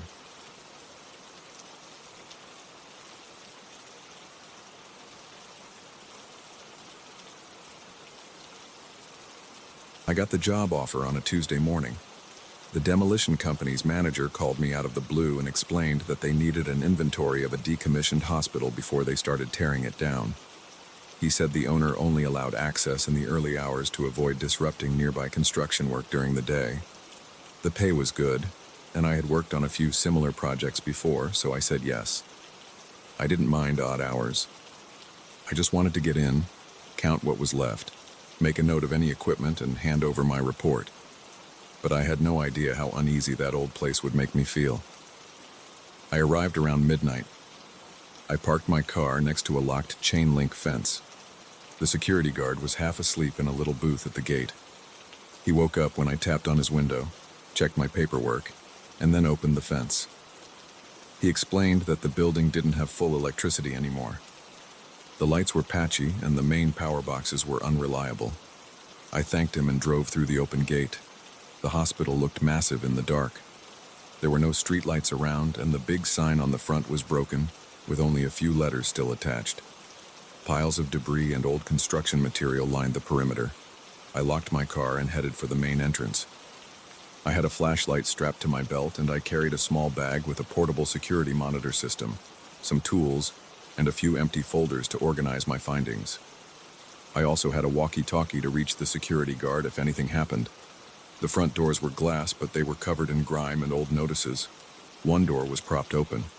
I slipped inside and found myself in a large lobby that smelled like damp concrete and stale air. Broken chairs and tables were pushed against the walls, and the floor was coated with a thin layer of dust. My boots made soft crunching sounds with each step. I walked down the main corridor, checking door after door. Each room had a small sign, but many were faded or missing. Some rooms had old beds with no mattresses, some had large metal cabinets, and others were completely empty. My job was to note anything worth salvaging or reusing, so I jotted down the condition of a few stainless steel sinks and some overhead lights that still seemed intact. The quiet felt unnatural. A slight echo followed me wherever I went. At one point, I stopped to listen because I thought I heard another set of steps. It sounded like they were coming from the far end of the corridor. When I shone my flashlight around, I couldn't see anybody. I took a breath and continued. After about 20 minutes, I reached a section where the hospital records had been stored. There were rows of cabinets filled with old patient files. Papers were scattered on the floor, and a cold draft brushed past my shoulders. It felt like a small breeze, but there were no open windows that I could see. I zipped up my jacket and pushed forward. A few metal doors in that area wouldn't stay open. They swung shut by themselves, even though there wasn't much wind. One door slammed so hard that I jumped and nearly dropped my clipboard. My heart thumped. I stood there telling myself it was just the uneven floor or air pressure. I managed to steady my hands and moved on. I found a small administrative office with a single wooden desk and a few file boxes scattered around. The door had a busted lock, so it stayed open on its hinges. I set my bag on the desk, took out my portable monitor screens and placed them around so I could see different hallways at once. I had installed some small wireless cameras near the entrances to keep track of any movement. As soon as I switched on the monitors, I caught a flicker of motion in the main hall. It looked like a dark shape crossing from one side to the other. I blinked, thinking maybe it was a glitch. I stared at the screen, waiting. Nothing else happened. I told myself it might be my eyes playing tricks or a stray reflection from my flashlight. I started flipping through the scattered paperwork on the desk. Old invoices, maintenance logs, things like that. A strong odor of dust rose up. Then I heard a sharp intake of breath right behind me. It was a soft sound, like someone exhaling near my neck. I spun around with my flashlight aimed high. Nobody was there. The room was empty except for the desk and a row of cabinets. My pulse kicked up. I stayed still for a few seconds, listening. All I heard was a faint hum from somewhere in the walls, maybe a leftover electrical current or a broken ventilation fan. I swallowed hard and told myself to stay calm. I kept working, but I couldn't shake the feeling that someone was watching me. I finished checking that office and stepped back into the hallway. The corridor lights flickered now and then, casting strange shadows. My mind was on full alert. Every time a piece of paper fluttered, I jumped. Doors kept creaking and the cold drafts felt stronger. At one point, I decided to check the main generator room, hoping to see if there was any explanation for the power issues. I walked to the lower level using the stairs. The stairwell smelled like mildew. The walls had signs of water damage. I pointed my flashlight at the steps to avoid tripping on any debris. When I reached the bottom, I tried a switch on the wall. A single fluorescent bulb lit up overhead, flickering like it was on its last legs. The generator room door was stuck. I put my shoulder into it until it gave way with a loud scrape. Inside, I found a row of rusty power boxes and a big generator in the corner. Everything looked old. Some wires were cut, and there was a puddle of water beneath a cracked pipe. I noted the condition in my folder, snapped a few pictures on my phone, and stepped back into the hallway. That hallway led me past a series of old storage rooms. I heard a muffled clang from somewhere ahead. It echoed once and then stopped. I turned off my flashlight for a moment to see if any light was coming from down the corridor. Total darkness. I turned the flashlight back on and kept going, slow and careful. The floors felt damp, and my boots left wet footprints behind. Another clang rang out, louder this time. It sounded like metal banging against metal. I gripped my flashlight tighter, not sure if there was someone else in the building. I reached the end of the hallway and found a door that led back upstairs. It was slightly ajar. I could feel a draft from the stairwell. That might explain the banging noise, maybe the wind was moving something. But as I placed my hand on the doorknob, I heard a whisper. It was a short, raspy sound. I froze, shining my light around. No one was there. My throat felt tight. I forced myself to open the door and head up. Each step up was slow. My knee joints felt stiff. The tension made me feel heavier than normal. On the second floor landing, I paused to catch my breath. My heart was racing more than it should for a simple set of stairs. Back on the main floor, I checked the time. It was around 2 a.m. I had a few more sections to inventory. One was a smaller wing with old scanning equipment. The other was a cluster of exam rooms near the emergency entrance. I decided to handle the scanning equipment first. I made my way through the hallway, passing by doors that looked like they hadn't been opened in years. Several times I thought I saw a quick movement in my peripheral vision. It was always a fleeting shape, gone when I turned my head. My palms were sweaty, and I kept wiping them on my pants. When I reached the equipment rooms, I found a large MRI machine covered in dust. Next to it, there was a smaller ultrasound machine.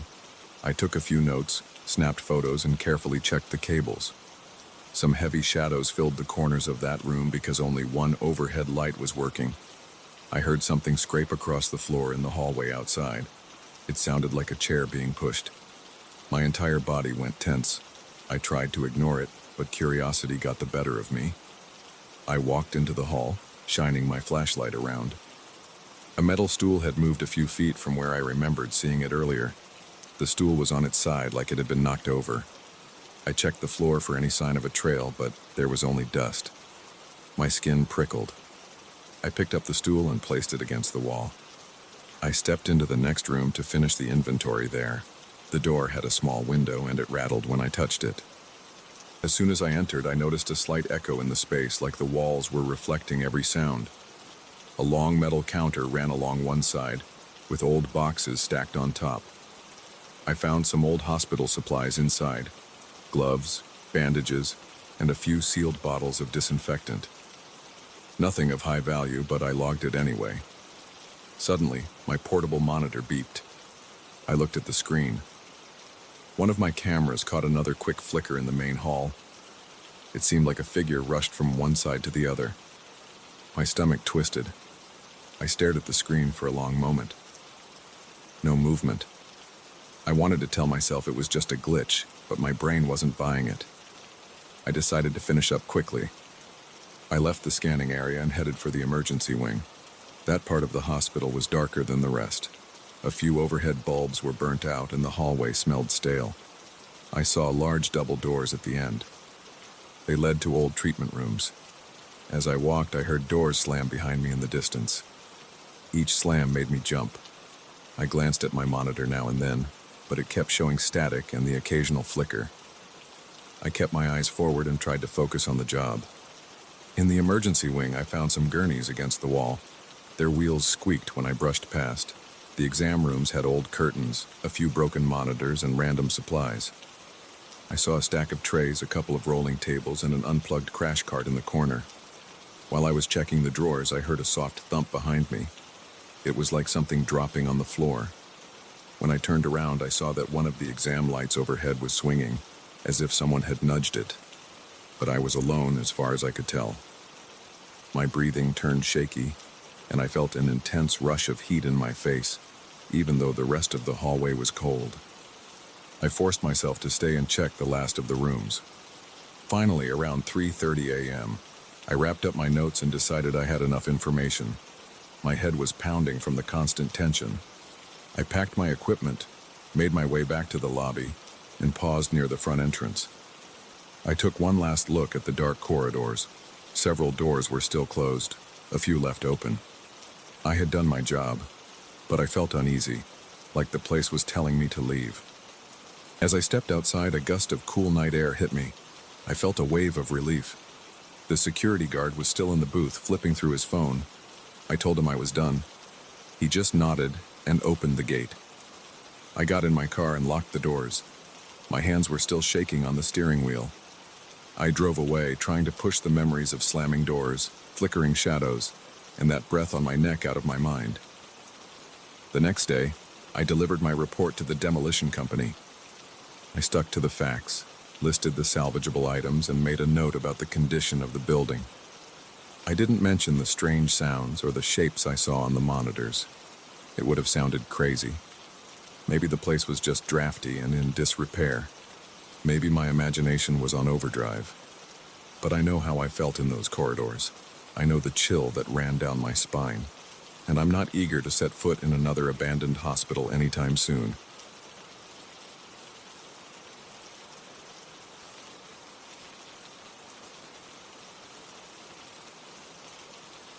I still remember the first time I saw that goat.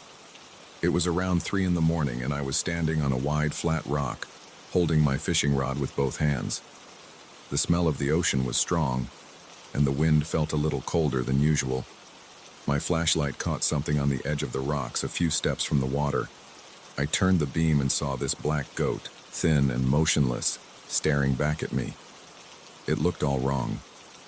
I had never seen a goat out there, and I fish along that stretch of rocky coastline 2 or 3 nights a week. It wasn't a place for goats. There aren't any obvious trails, and tourists don't bring farm animals. My heart skipped a beat. I just stood there, not sure what I was dealing with. Then it took a small step backward, and when I moved my light, it vanished. That was the start of something I can't fully explain. I live on the coast and work during the day, so I head out for fishing trips a few nights a week, sometimes right after midnight. The beach is quieter at that hour. I don't deal with the hot sun or with the people who crowd the shoreline during the day. The fish also seem more active at night. I usually bring a headlamp, a flashlight, my rods, a small cooler, and a bag with extra tackle. The rocky point I like is about a 15-minute walk from the closest parking area. It's not easy to get there if you're not used to rocky terrain. I've walked that path so many times I could probably do it blindfolded. Over the years, I've learned every step, every slippery spot, every patch of sand that shifts under my weight. I've never seen any goat tracks. The whole place is mostly wet rocks, scattered shells, and seaweed. It's not a good place for large animals to wander. That night, I remember the sky being cloudy. There wasn't much moonlight. The ocean looked black, except where the waves foamed white. My flashlight beam was the only light source I had. I turned it toward the goat. It stood on a rock slightly higher than the one I was on, maybe about 10 feet away. It was scrawny. Its fur was pitch black and clung to its bones. The goat had these narrow eyes, almost grayish in the light. The weirdest thing was the way it looked at me. It didn't feel like a skittish farm animal. It felt like it was sizing me up. My pulse started pounding in my ears. I felt this tightness in my chest as if I was intruding on something. I took a step forward, and that goat jerked its head. Then I tried to angle my flashlight to see if maybe there was a path leading up from the other side. The moment I moved the beam, I heard a quiet scuffling sound. I swung the light back and the goat was gone. I stood there, confused. I tried to see if there were hoof prints in the wet sand at the base of the rock. I didn't see anything. That spooked me more than the goat itself. The sand there was wet from waves splashing. If a goat had climbed down, I would expect to see some marks, but it was just smooth, shining sand. I looked around, scanning the rocks. I saw nothing. I felt a chill settle across my back. My arms felt shaky. I ended up reeling in my line, packing up my rod, and walking back to my car earlier than usual. I didn't want to admit it, but I had the creeps. I kept thinking, did I imagine that? But I knew I hadn't. My flashlight had shown me something very real, or at least it appeared real. I tried telling myself it was just a stray goat that got lost. That should have put me at ease, but I couldn't figure out how it would vanish so fast. I also couldn't stop picturing how bony it was, and how it seemed too aware of me. Over the next few nights, I tried to focus on my normal routine. I got up around midnight or 1 in the morning, threw my gear in the trunk and drove out. The coastline is dark at night and the roads have minimal lighting. There's a short stretch of single-lane road that leads to the small parking area near the beach. I usually park there, lock my car, and walk down a narrow path of sand and rocks. The path cuts around a natural bluff. If you keep going, you get to a wide section of rocks that juts into the water. That's where I like to fish.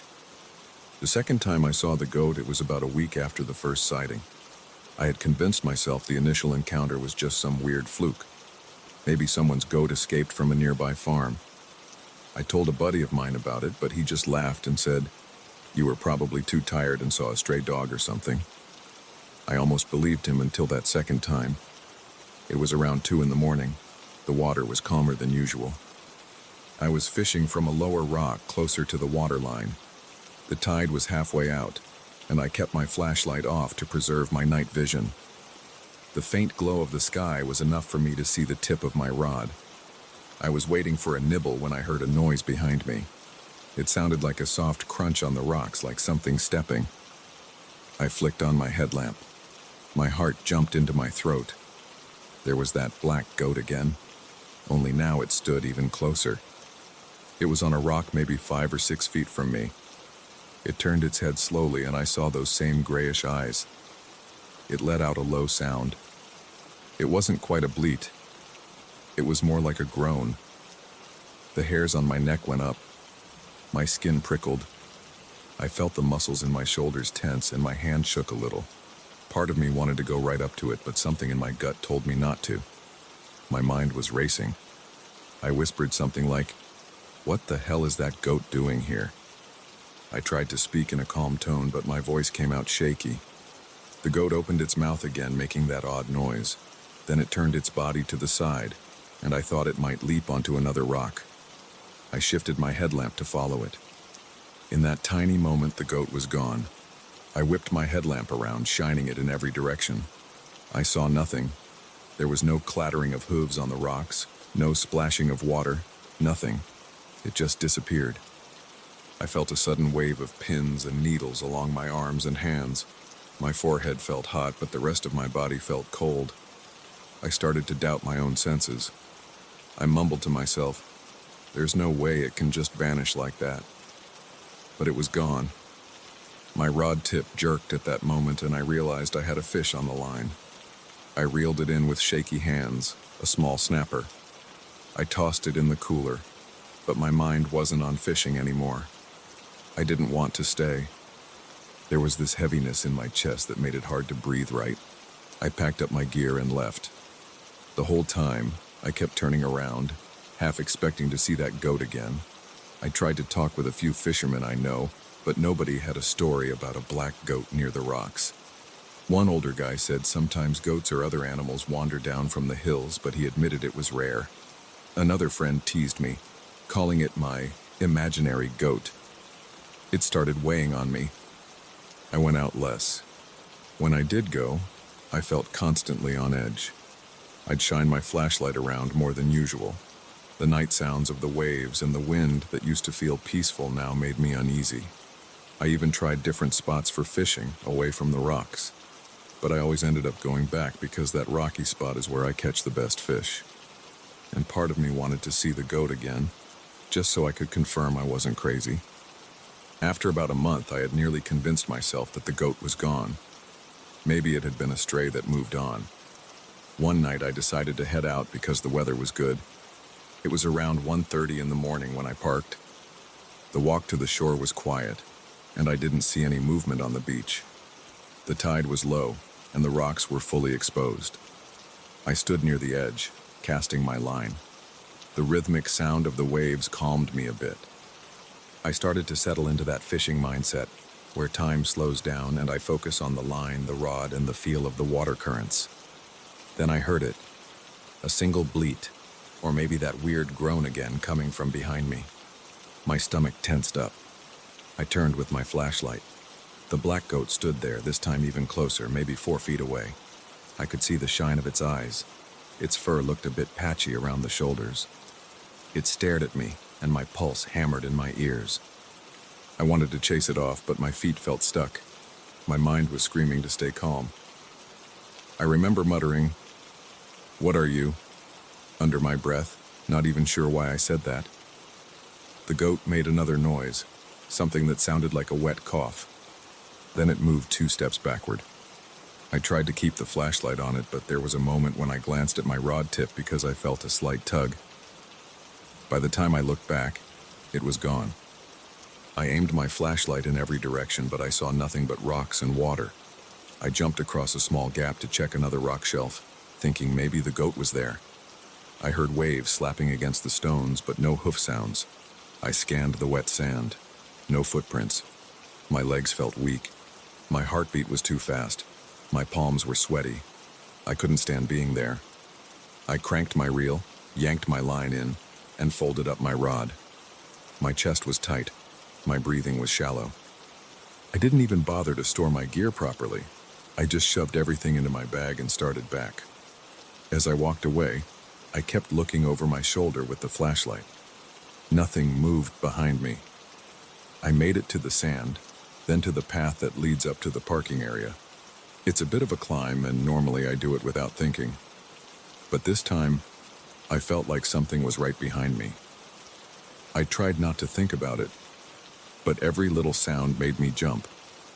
A couple of rocks tumbled in the dark, probably a crab or some shifting pebbles. I practically ran the last stretch. I slammed my trunk shut and locked the car doors once I got in. My hands were trembling on the steering wheel. I noticed my skin felt electric, like when you touch a live wire by accident and get a mild shock. I gripped the wheel until my knuckles turned white. Then I sat there, breathing hard, trying to calm down. The weird thing was, I didn't feel relief. I felt like the goat could still be there in the darkness, watching. Since that night, I haven't seen the goat again. It's been a few weeks. I've tried going back to the same spot a couple of times, but I do it less frequently now. Each time, I keep scanning around with my light. I stand there, waiting to see if it appears on a rock or out of some dark corner. It never does. I guess I should be relieved, but a part of me isn't. A part of me wants closure or some explanation.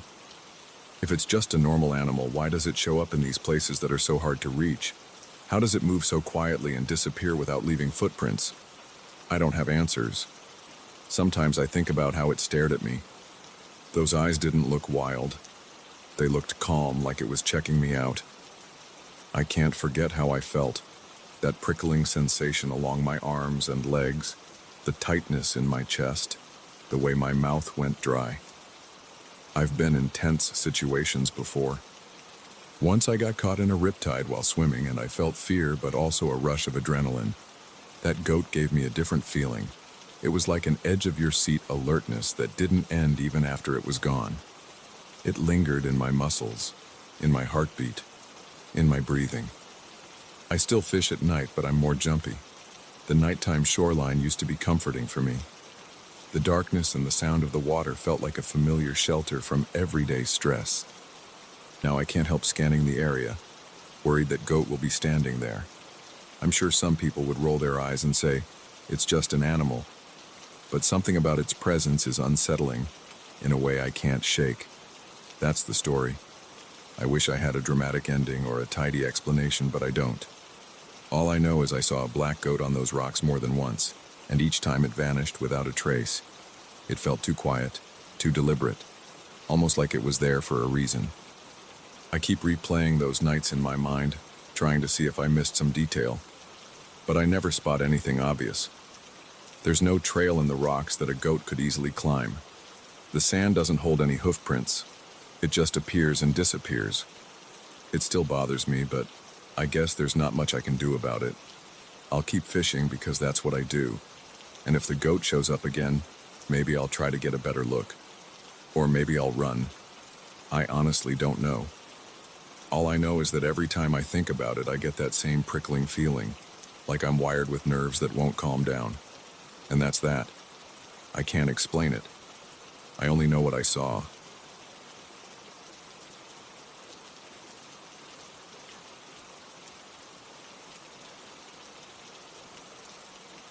I checked into the hotel late on a Sunday night. My flight got delayed and I arrived feeling sore and impatient. The conference started early the next morning, so I just wanted to drop my bag, shower, and sleep. I didn't expect anything strange. I just wanted a quiet place to rest. The lobby had a dim light near the reception desk. The carpet looked faded, and there was a faint smell of old coffee. The receptionist glanced up, handed me a room key without much conversation, and pointed toward the elevators at the end of a narrow hallway. The elevator doors squeaked on the way up, and I felt the walls vibrating a bit. When the doors opened on my floor, I stepped into a corridor that was even more worn down than the lobby. The carpet had a dull red color with patches that were darker, maybe from years of footprints. The walls had old wallpaper peeling near the corners, and the lighting was weak. It gave the entire place a cramped and tired look. My room was at the very end of that corridor. Room 312. I turned the key, twisted the loose doorknob, and walked into a small space with a single bed, a desk, and a heavy wooden wardrobe. Everything looked old, but clean enough. The bedspread had a bland pattern, and the lighting inside was a single lamp on the nightstand. I dropped my suitcase near the wardrobe, slipped off my shoes, and sat on the bed. I could hear a low humming from the air conditioner in the window. It worked, so I was thankful for that. I showered in a cramped bathroom with chipped tiles on the floor. The water took a while to get hot. Afterward, I dried off, pulled on a t-shirt and boxers, then climbed into bed. I set my phone alarm for 6 in the morning. I needed to be ready for the conference by 8. The bed was firm, and the pillow was too thin, but I was tired, so I didn't care. I closed my eyes and fell asleep fast. On the first night, I woke up around 2 in the morning. It was abrupt, like my body sensed something wrong. At first, I didn't understand why I was awake. Then I heard it. There were heavy footsteps in the corridor moving up and down like someone marching. They didn't sound like normal steps. They were loud and even. I stared at the ceiling for a moment.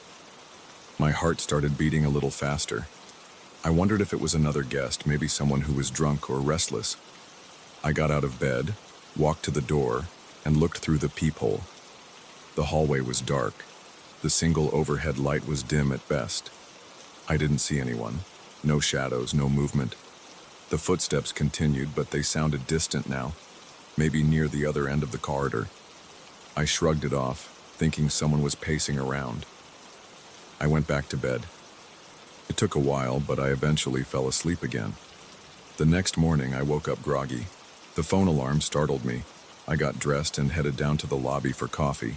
The place looked a little livelier in daylight. Other conference attendees were scattered around, picking up room keys or sipping coffee.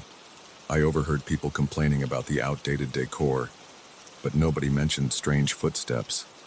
I brushed it off and told myself it was just late-night noise. I went about my day, attended the conference sessions, and tried to ignore the weird feeling I had about the hotel. That evening, I grabbed a quick dinner with colleagues, then returned to the hotel around 8. My colleagues were staying in different places, so I came back alone. I walked down the same narrow corridor to my room and noticed the carpet looked more worn than I had realized the night before. The lighting flickered a bit, and there was a musty odor. I unlocked my door, went inside, and decided to read through some conference material before bed. My plan was to sleep early, but I ended up scrolling through my phone for an hour or so. Around midnight, I forced myself to turn out the light. The bed squeaked as I rolled over. My body ached from sitting in conference chairs all day. I eventually dozed off. Then it happened again. This time it was around the same hour, about 2 in the morning. I heard those loud footsteps outside marching back and forth. They sounded like heavy boots. It was unsettling. I sat up, turned on the lamp, and stared at the door. My heart was racing. The sound stopped for a few seconds, then started again. I grabbed my phone and tiptoed to the door. I didn't even bother looking through the peephole. I opened the door carefully, trying not to make noise. The corridor was empty. No one was there. My eyes scanned the length of the hallway. The lights were still dim. There was an exit sign at the far end, but I didn't see any movement. The footsteps had stopped the moment I opened the door. I took a step into the hallway and heard the floor creak. It felt chilly out there, like a draft was coming from somewhere. I stood still for a few seconds, listening. Nothing. I went back inside, locked the door, and sat on the edge of the bed. My stomach felt tense. I didn't like this at all. The next morning, I went down to the front desk and asked the manager if anyone else had complained about nighttime noise. He just shook his head and said that sometimes old plumbing makes weird sounds. I explained that these were clearly footsteps, not pipes banging. He gave me a polite smile and said I was probably hearing another guest returning late. His tone was dismissive. I didn't argue. I just wanted him to note it in case it happened again. The third night, I came back later than usual because I grabbed dinner and a few drinks with some people from the conference. I was still on edge about the footsteps. I wasn't exactly scared, but I felt uneasy, like something wasn't right on that floor. When I stepped out of the elevator, I thought I caught the scent of some strong perfume. It smelled floral, intense, like someone had just sprayed it. The corridor was empty, though. I didn't see anyone. I walked to my room, opened the door, and noticed that the smell didn't follow me inside. It stayed outside in the hallway. I decided to stay up later that night. I thought if it was a person, I could catch them in the act. I left the lamp on and sat at the desk. I tried to read some conference notes, but I was too distracted. My eyes kept darting to the door, waiting. Eventually, my eyelids got heavy. I checked the time. 1:50 a.m. I stood up, shook my arms, and tried to wake up a bit. A few minutes later, I heard the footsteps. They started softly, then got louder. They sounded like someone marching back and forth. I rushed to the door, yanked it open, and stepped into the corridor. No one was there, but the footsteps continued ahead of me, down the corridor, near the far end by the exit sign. I couldn't see anyone, but the footsteps were distinct. I took a few steps forward. My heart was pounding. The footsteps sounded like they were moving away. The corridor was dark. The overhead lights were dimmer in that part of the hall. I thought I saw a flicker of movement, but it might have been a shadow.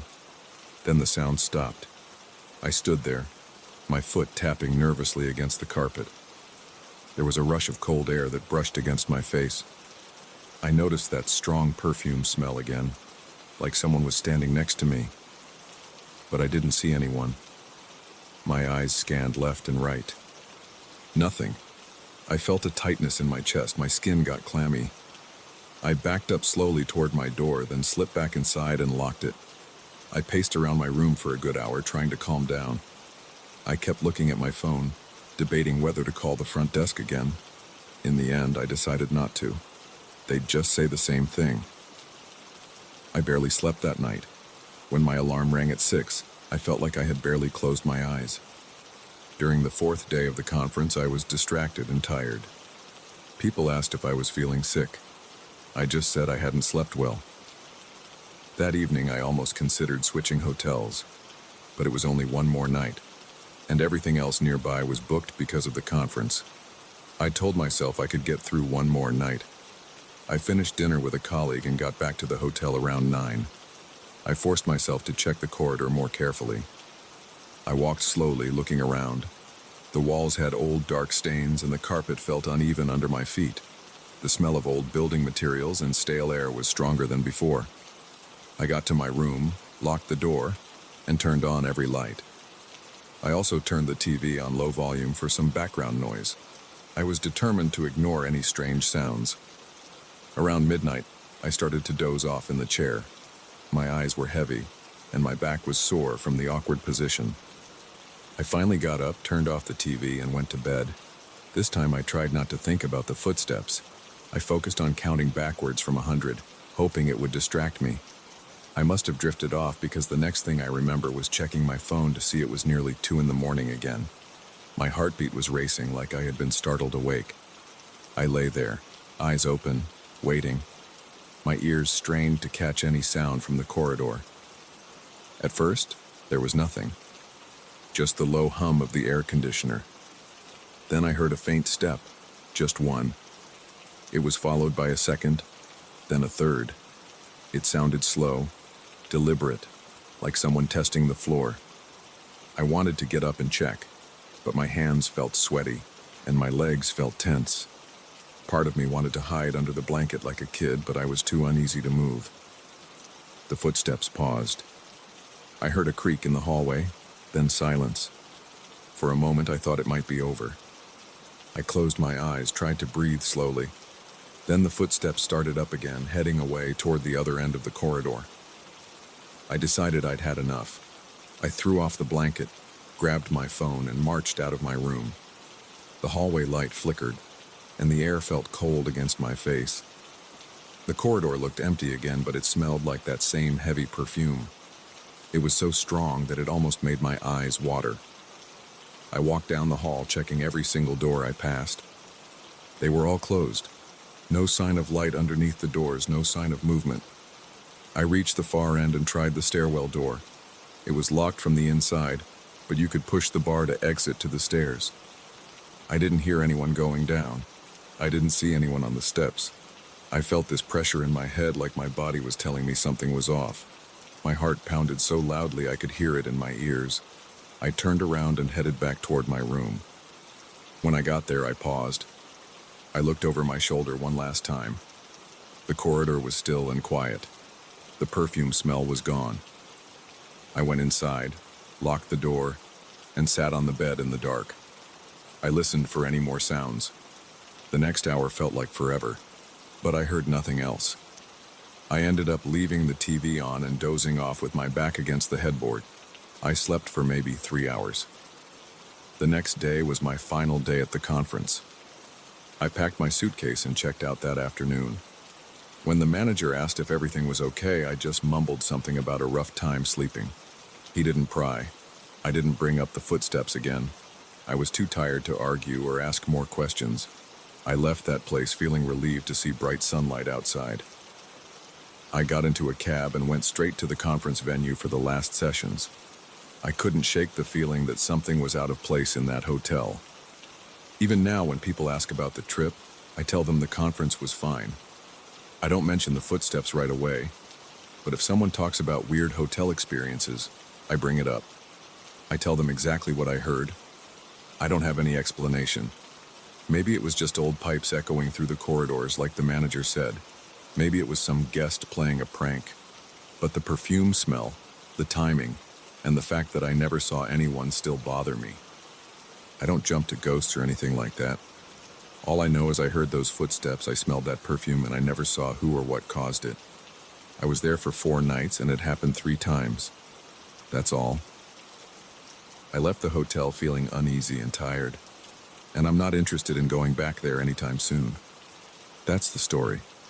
I don't have a grand conclusion or a big revelation. It was just an old hotel with narrow corridors, worn carpet, and noises in the middle of the night that I can't explain.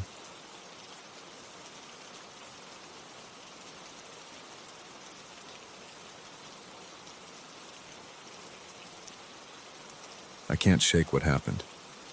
I went to visit a friend for a long weekend, and something felt off from the moment I arrived. I'm not talking about loud noises or big dramatic events. I'm talking about small, creeping details that got under my skin and made me question everything around me. Now I'm back in my apartment, and I keep picturing his pale face and those nights by the fig tree. I drove out early Friday morning. The road was empty, and I got there before lunch. I expected to see him out front with a big grin, waving me in. Instead, I found the gate half open and the yard deserted. I killed the engine and stepped out. My shoes sank into the gravel. The sun was strong, but the air felt heavy. There was a mild smell, like damp soil, even though it hadn't rained. The house stood about 40 yards from the gate, and I saw some old trees and a worn path. I called his name, but I got no answer at first, so I walked to the front door and knocked. He opened the door slowly. He looked awful. His eyes were ringed with these deep, dark circles, and his skin looked like he hadn't seen sunlight in weeks. He forced a small smile and tried to sound normal. I asked if everything was okay, and he shrugged. He said he hadn't slept much and joked that maybe he was just overworked. I noticed something in the hallway behind him. Windows were all covered by thin curtains, even though it was midday. The place felt dim, almost gloomy.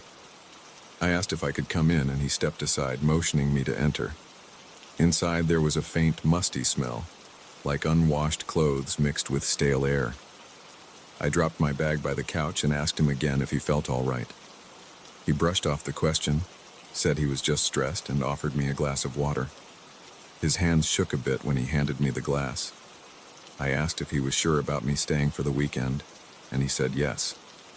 He apologized for not greeting me outside. He blamed his headaches. I watched him rub his temples a couple of times as we talked. That first afternoon, we tried to act normal. We walked around the property. I had been there years ago, and I remembered the big fig tree near the old well. Back then, we'd sit under it in the shade. The well was still there, made of rough stones, and there were signs that the area around it was damp. Even though the soil looked dry a few yards away, that spot always seemed dark and slick. My friend kept glancing at it. He'd look for a second or two, then shift his gaze. He never said anything, but he looked uneasy.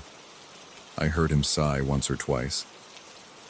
We went back to the house before sunset. We had dinner. Just some rice, beans, and meat he had in the fridge. He barely ate. He kept looking at the windows like he was waiting for something. I tried to make small talk about work or sports, but he gave me short answers. Once it got dark outside, the wind picked up. I heard rustling in the trees. The walls creaked. He started rubbing his forehead again. He said he might need to lie down early. I watched him get up from the table and walk to his room without another word. I sat there alone for a bit, trying to decide if I should leave, but I figured he just needed rest. So I cleaned the dishes, turned off the lights in the kitchen, and made my way to the guest room. His house was quiet at night, except for the occasional sound of old wood settling. Around midnight, I woke up because I heard footsteps outside in the yard. They were slow and uneven. I got up, slid on my shoes, and opened the back door. The air was cold. The sky was clear, and I could see stars. I followed the sound around the side of the house until I reached the yard area near the well. He was there, standing with his back to me. I called his name. He turned his head slightly, but didn't really look at me. He was mumbling something, but I couldn't make out the words. I got closer and realized he was repeating short phrases that didn't make sense, like fragments of thoughts. I heard something like, "Can't see, it's coming, not again." It was unsettling because his voice was low and shaky. I tried to touch his shoulder, but he pulled away. His eyes were open, but he didn't look fully awake. He stared at the tree and then at the ground, as if he was lost. I asked if he was sleepwalking. He didn't respond. He just stood there, muttering. I felt a chill on my arms. I looked around to see if there was any kind of light or shape in the darkness. All I saw was a thin, wispy line in the air near the trunk of the fig tree. It looked like steam from a kettle, only it was drifting too slowly to be steam. I caught a faint odor, like something was burning. It wasn't strong, but it was there. My friend suddenly stumbled forward, and I grabbed his arm before he fell. He woke up a bit then, blinking hard. He asked what I was doing out there. I asked him the same thing. He rubbed his face, said he was confused, and that he couldn't remember leaving his bed. He looked around and noticed the tree and the well. He frowned like he was annoyed at himself. Then he said we should head back inside. His voice was weak. He couldn't walk straight at first, so I had to hold his elbow. When we got back inside, he asked me not to mention it anymore. He said he'd been having strange episodes, but that they would pass. He left me alone in the living room and locked himself in his room. The next morning, we avoided the topic. We had a quick breakfast, but neither of us spoke much. He kept looking out the window toward the well. At one point, I asked him about last night. He said he didn't remember. He only recalled some weird dreams. I told him what I saw, and he got tense. He said I should leave if I felt uneasy. I told him I was worried. He sighed and said something about the land being heavy. He didn't use that exact word at first, but it was close to it. Then he repeated it in a tired voice. It's heavy here, man.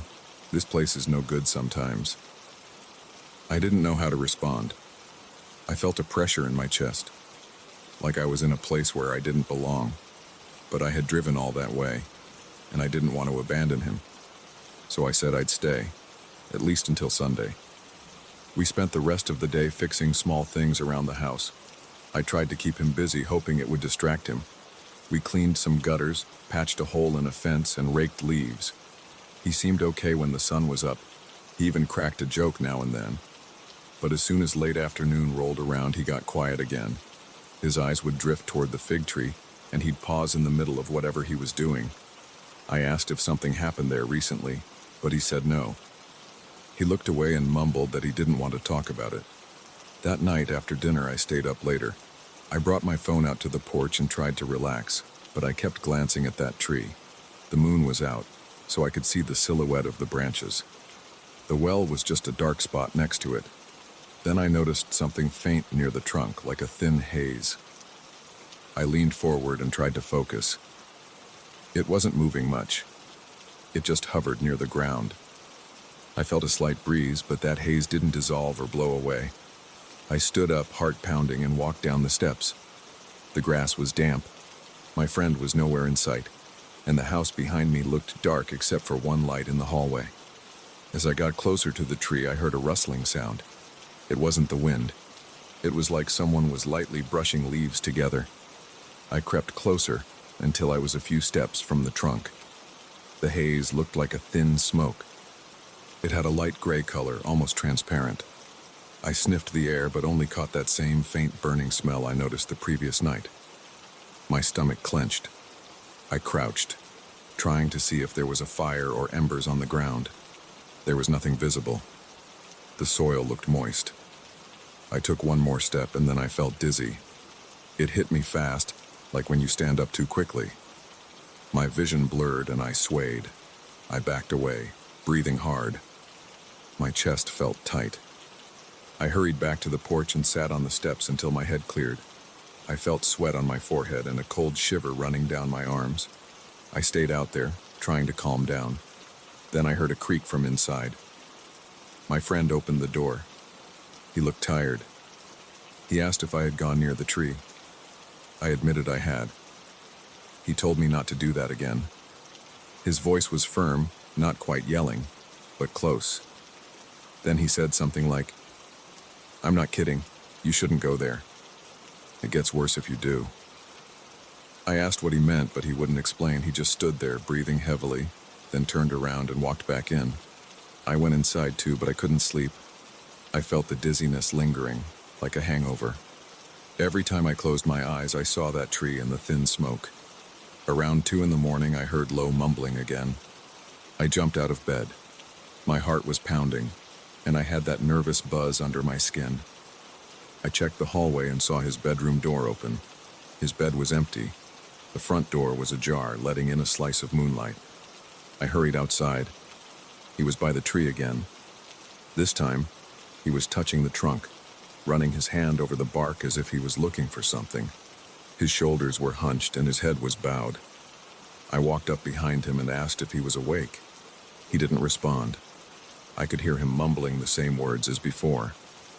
I grabbed his arm, but he kept staring at the trunk. I started to pull him away.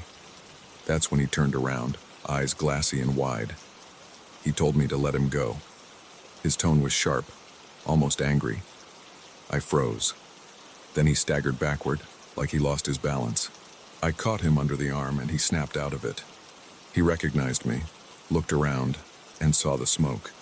It was thicker now, drifting near his ankles. He grimaced like he was sick to his stomach. I led him away, supporting him while he stumbled. Once we reached the porch, he gasped for breath. I noticed his forehead was slick with sweat, and he looked ready to collapse. We went inside, and he sank onto the couch. He apologized over and over. He insisted he had no idea what was happening. He said he thought he might be losing his mind. I told him we should get help, maybe call a doctor. He shook his head. He kept saying it wouldn't matter, that something was wrong with the land. "It's not me," he muttered. "It's this place." I asked how long it had been going on. He said it started a few months ago, just occasional headaches and weird dreams. Then he began feeling dizzy around the well and the tree. Sometimes he'd wake up outside, not sure how he got there. He insisted the property was Karagata and that I should leave for my own good. I didn't sleep much after that. By morning, I had a headache of my own. The air felt stale, and even the sunlight didn't make me feel better. My friend barely said a word during breakfast. He suggested I pack my things and go before dark. I looked at him and saw how exhausted he was. He had trouble keeping his eyes open, like someone who hadn't slept in weeks. I asked if he'd come with me to see a doctor. He refused. He said he had to stay. He said the place was in his name, and he couldn't just abandon it. I argued, but he wasn't hearing it. He walked off toward his room and closed the door. I stepped outside to get some air. The day was bright, and the sky was clear. I walked toward the well out of curiosity, but I didn't see the smoke. Everything looked normal, just the same old fig tree and that round stone well. The ground felt cool under my shoes. I stood there for a moment, thinking about how calm it seemed in daylight, yet how unsettling it became at night. I felt a small swirl of nausea in my gut, like my body was warning me to leave. The silence felt thick, and I sensed my own heartbeat in my ears. I made up my mind to go. I wasn't doing him any good by staying. In fact, I might have been making things worse. So I packed my bag, threw it in my car, and then found him on the porch. He was sitting in a rickety chair, eyes half closed. I told him I was going to head out. He just nodded. He tried to smile but couldn't. I asked him one last time to come with me. He shook his head, said he'd be fine. I didn't believe him, but I respected his decision. I felt a knot in my throat when I realized he was probably going to stay alone out there, night after night. I drove off. As I passed the gate, I looked in the rearview mirror. I saw him standing in the yard, his posture slouched, his face turned toward the fig tree. I couldn't see his expression clearly, but I guessed he was lost in thought. I kept driving, trying not to look back again. My mind was jumbled with questions I couldn't answer. I just knew I felt relief when the dirt road merged with the main highway and I saw more cars around me. I've been back home for a few days now. Sometimes I catch myself staring at the shadows in my bedroom, half expecting to see that thin smoke. I have no real explanation for it. I don't know if it was some kind of gas from underground or a reaction to mold or something else in the soil. I only know how it felt. It felt real, and it felt dangerous. I keep thinking about him out there, pacing in the yard and waking up in the middle of the night. I hope he's okay. I'm worried I made a mistake by leaving him alone, but I also know I couldn't handle another night in that place. That's all I can really say about it. I've never experienced anything like that before, and I'm not sure I want to again.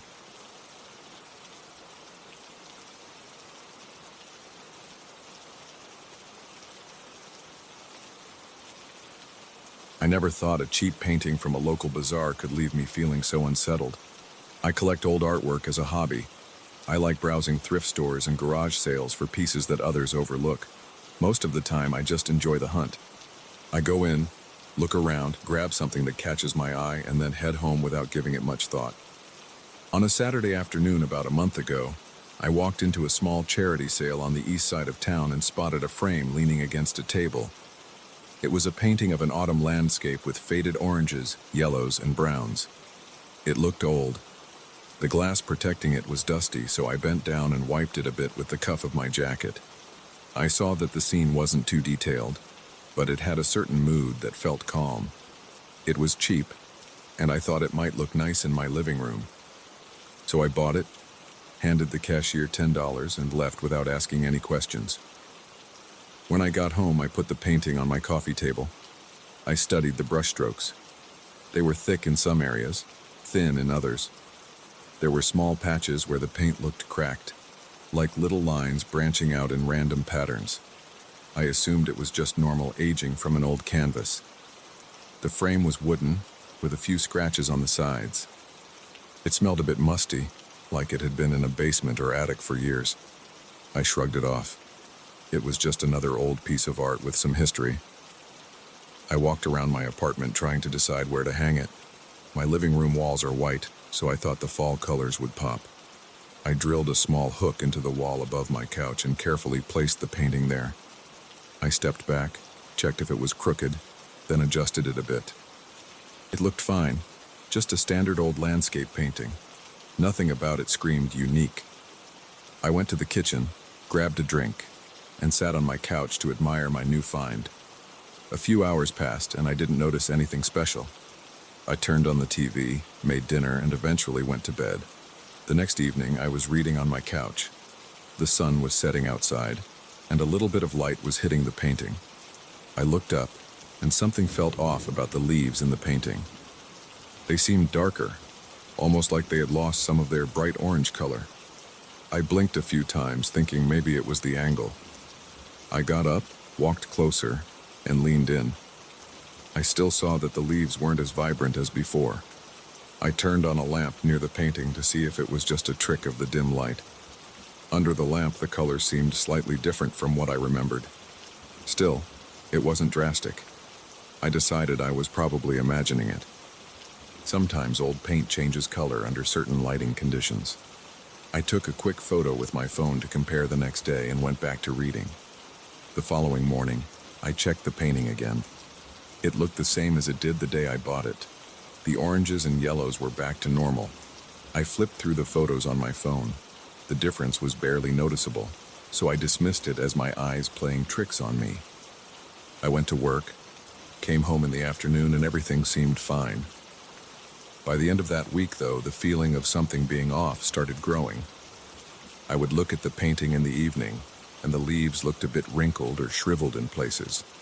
I felt a bit uneasy, like I was noticing something I couldn't explain, but I tried to stay rational. Old paintings can behave strangely under changing light. Maybe it had something to do with the temperature or humidity in my apartment. One day, I arrived home around 4 in the afternoon, which was earlier than usual. There was a sliver of sunlight coming through the window.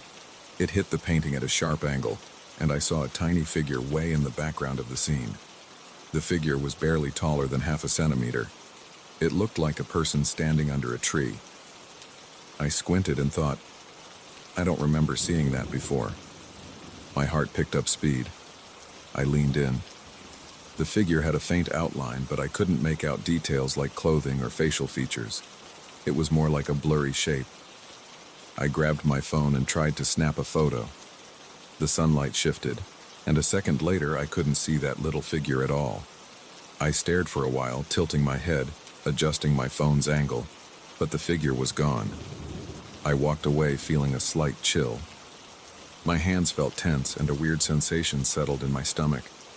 I caught myself thinking this was some strange optical illusion.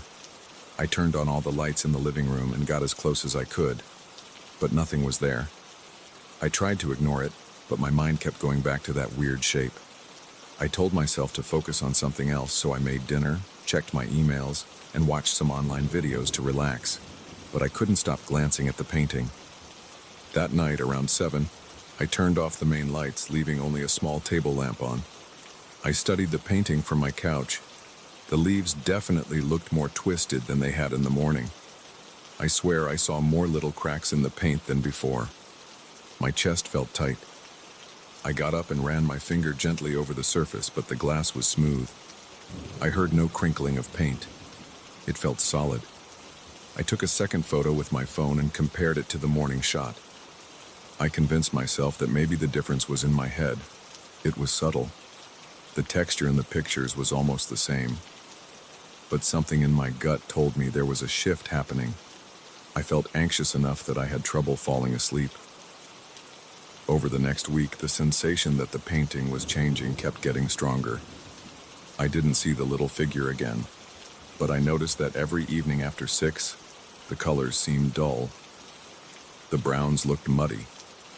The oranges looked more like russet or rust. My heart would pound each time I walked by. It didn't feel right. I took more photos, tried to compare them in various lighting conditions. Nothing was obvious, but I still felt unsettled. I wasn't sure if I wanted to leave it on my wall or throw it out. Yet I told myself I was overthinking it. I told myself to calm down, that I was fixating on this for no reason. One Thursday I came home and decided to ignore the painting. I didn't look at it for hours. I made dinner, ate in the kitchen, watched a game on TV, and tried to keep my focus elsewhere. Around 8, I walked to the living room and froze when I saw a faint crack in the paint, near the center where the tree trunks were. I swear it hadn't been there earlier. It was long and thin, running diagonally for a few centimeters. I grabbed my phone and took a photo right away. I tapped the screen to zoom in. It wasn't my imagination. The crack looked real. I felt my pulse in my neck. My hand started shaking. I took a closer look at the painting with a flashlight. The crack looked like a small fault line, branching a bit at the ends. But when I touched the glass, there was no bump. I couldn't feel the crack. It looked like it was in the paint beneath the glass. The next morning, I checked the painting at around 9. The crack was gone. It wasn't faint. It wasn't smaller. It was just not there. I took another photo and put it side by side with the one from the night before. The night photo clearly showed that crack. The morning photo showed a smooth patch of paint. I felt a jolt of panic. I rubbed my eyes. I wondered if I had taken a photo of some random spot on the painting, but the trees were in the exact same position. It was the same area. I felt a cold sweat on my forehead. My stomach tensed, and I had to walk around my apartment a few times to calm down. That day at work, I couldn't focus. I kept replaying the image of the crack in my head. I considered the possibility that maybe I was photographing different parts of the painting, or that the glass had some reflection causing the illusion. But it matched too well. I had the 2 photos right there on my phone, one with a visible crack, one without. By Friday evening, I decided to try an experiment. I set up a small camera on a tripod in my living room, pointed right at the painting. I turned off any bright lights except for a lamp in the corner.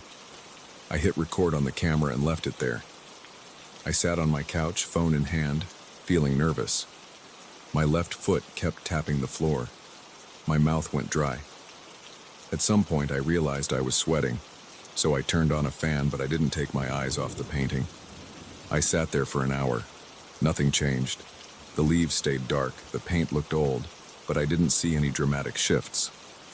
I felt myself getting frustrated and a little scared. Around 8:30, I noticed a slight movement in the reflection on the glass, like a flicker of light. I got up and walked closer, but I heard nothing unusual. I stood there, studying the surface. Then I saw the crack appear again, very slowly over a span of about 20 seconds. It was like a faint line forming in the background of the paint. My heartbeat pounded in my ears. I clenched my jaw. I wanted to look away, but I couldn't. My camera was still recording behind me, so I felt a moment of relief, thinking, finally, proof. I leaned in, maybe 8 inches from the painting. The crack reached from near the top of one tree trunk down to the base of another. I swore I heard a faint scratch, but I can't be sure if it was in my head.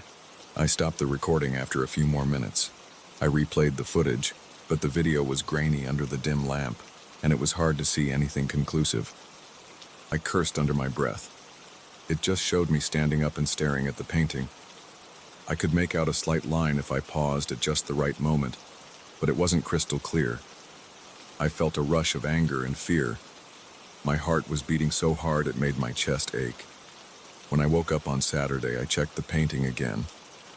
The crack wasn't there. The leaves were bright again. I felt a wave of nausea. My hair stood on end. I couldn't explain any of it. I snapped a fresh photo.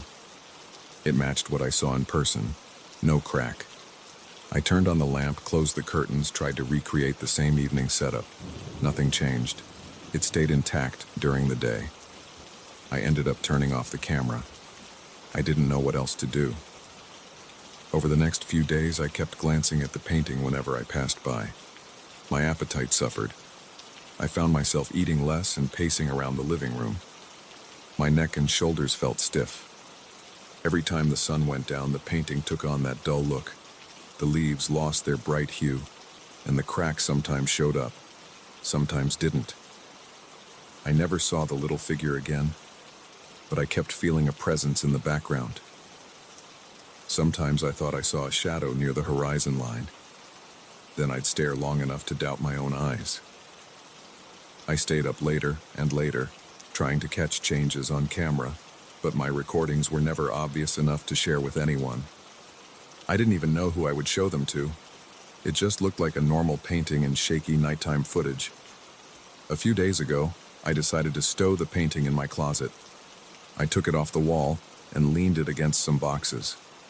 My living room looked empty without it, but I felt a bit of relief not seeing it all the time. However, last night when I walked by my closet, I smelled something musty that made me think of old paint and wood. I opened the door and stared at it in the dark. I couldn't see any changes, but my heart started racing again. I quickly closed the door and tried to push it out of my mind. I don't have an explanation. All I know is the painting acts strange at night. The cracks appear and vanish. The colors fade and return. There was a shape in the background once, but it came and went. I've tried to reason it out. Maybe the paint is sensitive to temperature or humidity. Maybe the glass is warped or the old frame has some effect under certain angles of light. Still, my gut tells me something else is going on. I haven't had the nerve to toss it out. Part of me thinks it's just an old piece of art, and I'm getting worked up over nothing. Another part of me feels nervous whenever I think about it. My palms get clammy, my stomach gets tight, my breathing gets quick. For now, I keep the painting in that closet. I still check it once in a while, just for a few seconds. I see the same autumn scene. Sometimes it looks perfectly normal. Sometimes I see faint lines that might be new cracks. It's never straightforward. I don't talk about it with friends or family. I'm not sure they'd believe me anyway. I might bring it to an art restorer at some point just to see if there's some chemical explanation. But a tiny voice in my head whispers that there's something more to it than that. And I'm not sure I'm ready to find out.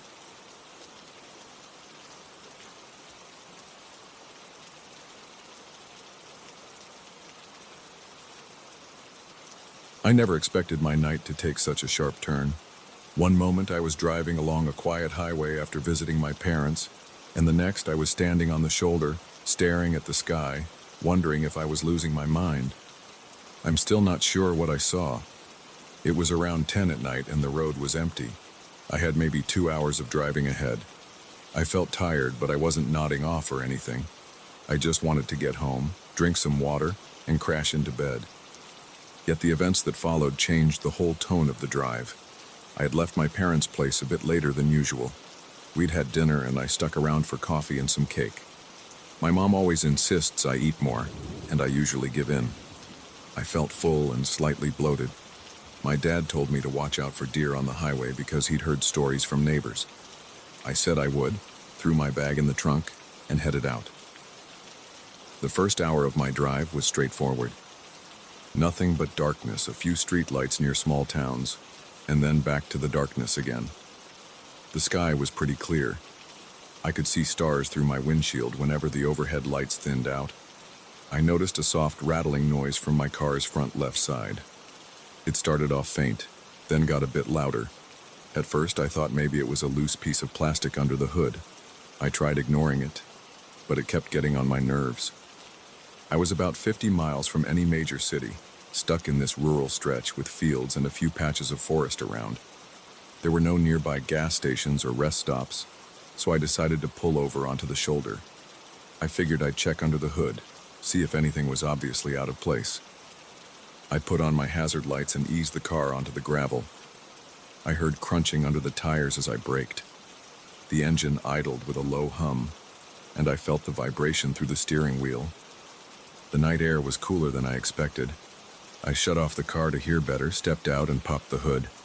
There were no streetlights, so I used the flashlight on my phone. I could see the belts and hoses. Nothing looked torn or broken.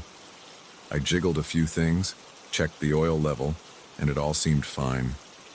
I felt a bit of relief, but I also felt unsettled by the isolation.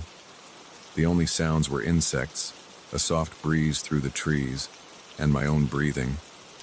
I closed the hood and took a second to look around. The land to my left was mostly flat farmland, and to my right there was a row of tall trees. They formed a dark outline against the sky. The silence felt heavy. Normally I'd see at least one car or a truck passing by, but there was nothing. It was just me out there. I rubbed my arms because I felt a slight chill. I walked to the passenger side door, thinking about grabbing a jacket. That's when I caught a glimpse of some lights above the treetops. At first I thought it was an airplane. The lights were white, not blinking, just steady. There were 3 of them, spaced apart, forming what looked like an upside-down triangle. They were far above the trees, but not moving like a normal plane. They seemed too still. I leaned against my car, trying to figure out if they were moving at all. After a few seconds, I noticed the slightest shift in their positions, almost like a slow drifting. It was subtle, but I was sure I saw it. There was no engine noise, no drone hum. The only thing I heard was my own breathing and the distant sound of wind. I felt my heartbeat thumping in my chest. My stomach tightened. I kept staring, waiting for them to blink or do something normal, like crossing the sky. But they didn't blink. They glowed with a faint, consistent brightness. The shape looked too perfect to be random stars. I wondered if it was some new kind of aircraft, maybe a military project. I tried to make sense of it. My phone was in my hand. But for some reason, I just stood there. My mind locked onto the lights. I felt a knot in my throat. My mouth went dry. After maybe a minute, I remembered my phone had a camera.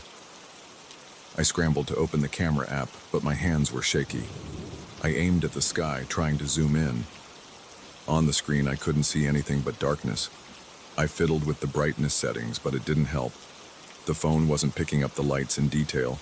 I switched to video mode, but by the time I did, something changed in the sky. The 3 lights moved closer together until they became one single point of light. It happened in less than a second, like they merged into a single source. There was no sound, no flash, just a quick shift from 3 to 1. My heart raced and I felt a rush of adrenaline in my arms. They felt almost numb. Then, in a burst of motion, that one light shot straight across the sky. It covered an impossible distance in a fraction of a second, then vanished behind the tree line. I barely caught the movement in my peripheral vision. There was no roar, no sonic boom, nothing. It was just gone. My phone was still in my hand, pointing uselessly. I had no footage. I had no evidence. I stood there breathing hard, eyes scanning the sky. I felt sweat on my forehead. My shirt clung to my back. The wind felt colder. My arms had goosebumps. I checked the time on my phone. Only a few minutes had passed since I'd stopped. I wanted to call someone, maybe my mom or a friend, but I hesitated. What would I say? I saw lights in the sky that formed a triangle, then zipped away. It sounded ridiculous. People see weird things all the time. Most of the time, it's just a trick of the eyes or a simple explanation. But my gut told me this was different. I hadn't been dozing off. I knew what I saw. My mind went to drones, experimental aircraft, or some strange atmospheric event. But none of that felt convincing. The silent speed, the way the lights merged, the absence of any blinking. It didn't match anything I'd known. I took a deep breath, got back in my car, and locked the doors. My hands were trembling on the steering wheel. I tried starting the engine. For a moment, nothing happened. I actually felt my pulse spike, thinking my car was dead, but then it roared to life. I sighed in relief. I turned off the hazard lights and pulled back onto the highway, checking the rearview mirror as if something would appear behind me. The road was still empty. My headlights lit up the asphalt in front of me, but everything else was dark.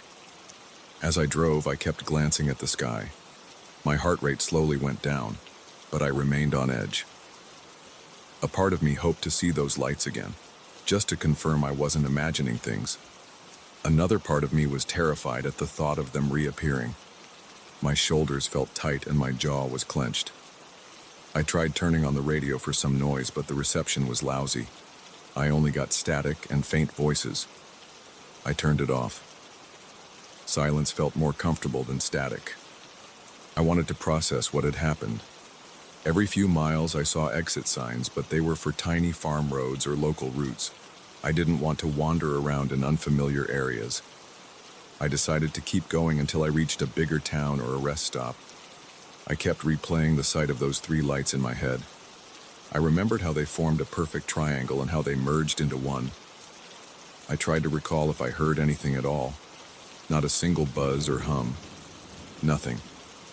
It was like they were in a vacuum. I also tried to remember if there was any change in the air.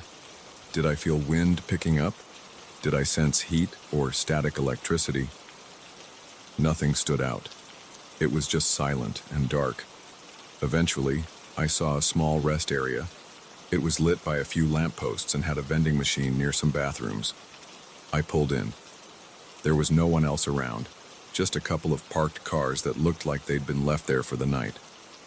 I parked under one of the lights and turned off the engine. My legs felt stiff when I got out. My back was tense and I stretched a bit. I walked over to the vending machine to get a bottle of water. My hands felt steadier, but my mind was still racing. I paid for the water and drank half of it in one go. It tasted lukewarm, but I didn't care. I needed to hydrate. My throat felt parched. I stood there, looking at the empty lot. The sky here was still clear. I could see a lot of stars, but no odd lights. A flickering bug zapper near the bathroom made a slight buzzing sound. A moth hit it, and I heard a brief sizzle. I flinched. My nerves were shot. I took another sip of water and leaned against the vending machine, trying to make sense of everything. My phone showed a few bars of signal, so I considered calling someone. But I didn't want to start a conversation about strange lights. Instead, I just opened a messaging app and typed a short note to a friend. "You won't believe what I just saw." Then I erased it, deciding to keep this to myself for now. I got back in my car and sat there for a while with the door open, letting the night air in. I kept expecting a car to pull up or a truck to roar by, but the lot stayed empty. The overhead light in my car revealed the tension on my face in the rearview mirror. My eyes looked tired, but alert. My mind was jumping between curiosity and doubt. Maybe it was some advanced military drone. The shape could have been some kind of formation flight. The speed might have been a trick of perspective. But then I remembered the absolute silence and the way the lights merged. It didn't add up. I eventually closed the door, turned the key, and got back on the highway. The rest of the drive felt long. My grip on the wheel was tighter than usual. My eyes darted to the horizon from time to time. I just wanted to see headlights of another car, any sign of life. After about 30 minutes, I did see a pair of headlights in my rearview mirror, but whoever it was didn't catch up to me. They were too far behind. It was enough to remind me I wasn't alone in the world, though. When I finally reached the outskirts of my city, I breathed a heavy sigh of relief. Streetlights lined the road, and there were cars at stoplights. I felt some of the tension lift. I pulled into a gas station, filled up, and checked my tires again. The rattling noise hadn't returned. Maybe whatever it was had been a piece of debris stuck somewhere. I didn't care at that point.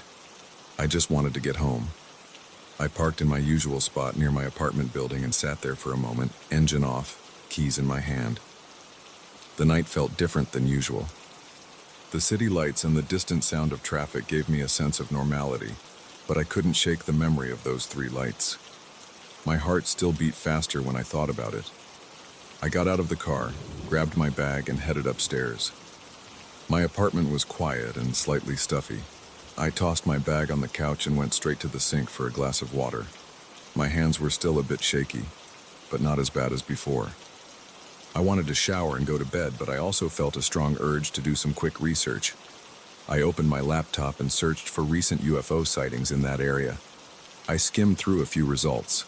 Most were vague or had no real evidence. Some people reported triangular lights, but I couldn't find anything specific to that exact time or location. I clicked around for maybe 20 minutes, then gave up. My eyes were tired. My muscles felt heavy. I shut down my laptop, stripped off my clothes, and took a quick shower. I stood under the water trying to relax. Images of those lights kept flashing in my mind. After I dried off and pulled on a pair of shorts, I flopped onto my bed. I stared at the ceiling, feeling the weight of the day. I still had no explanation. All I could do was replay the events piece by piece and wonder if it could have been something normal. But the speed and silence still seemed unreal. I didn't hear any aircraft that quiet in my life. I turned onto my side and tried to get comfortable. My mind was racing, but eventually, exhaustion took over. I drifted off to sleep with the lingering thought that I'd seen something I couldn't define. The next morning, I woke up feeling drained. My back ached and I had a mild headache. I forced myself out of bed, got dressed, and went about my usual routine. As the day went on, I tried to bring it up to a coworker, just a casual mention of, "I saw something strange on the highway last night." Their reaction was polite confusion. I backed off and changed the topic. I didn't want to push it. I realized that without footage or another witness, I just had my word. I could already imagine the jokes or the eye rolls, so I kept quiet. Even now, I think about those lights every so often. I drive that same route to visit my parents, and I can't help but look at the sky. I haven't seen anything like it again. That one night, though, felt too real to dismiss.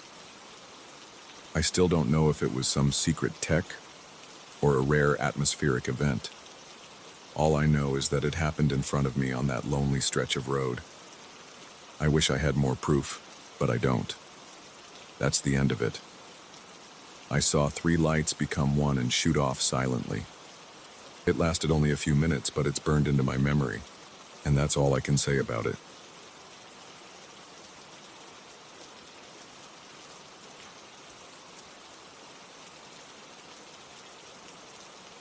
I remember the day I saw him again, clear as any memory I've got. It felt like catching sight of a ghost, but it was just a guy I used to see every week at the gym. He was standing by the front entrance in his old hoodie, staring inside like he was trying to figure out if he should go in or not. That got me right away. He looked exactly the same as before, but he wasn't moving. He didn't smile or nod. He just stared. It pulled me in because I recognized him and thought, where the hell has he been? He vanished months ago without a word. I'd been thinking about him on and off since he dropped off the face of the earth. He used to come to the gym regularly, run on the treadmill, do some weights, crack a few jokes with the guys. Then one day, he was gone. Someone said he moved. Another person said he gave up on working out. None of us had proof. He wasn't on social media anymore. He didn't answer calls. I texted him once or twice, got no reply. Eventually, I just moved on.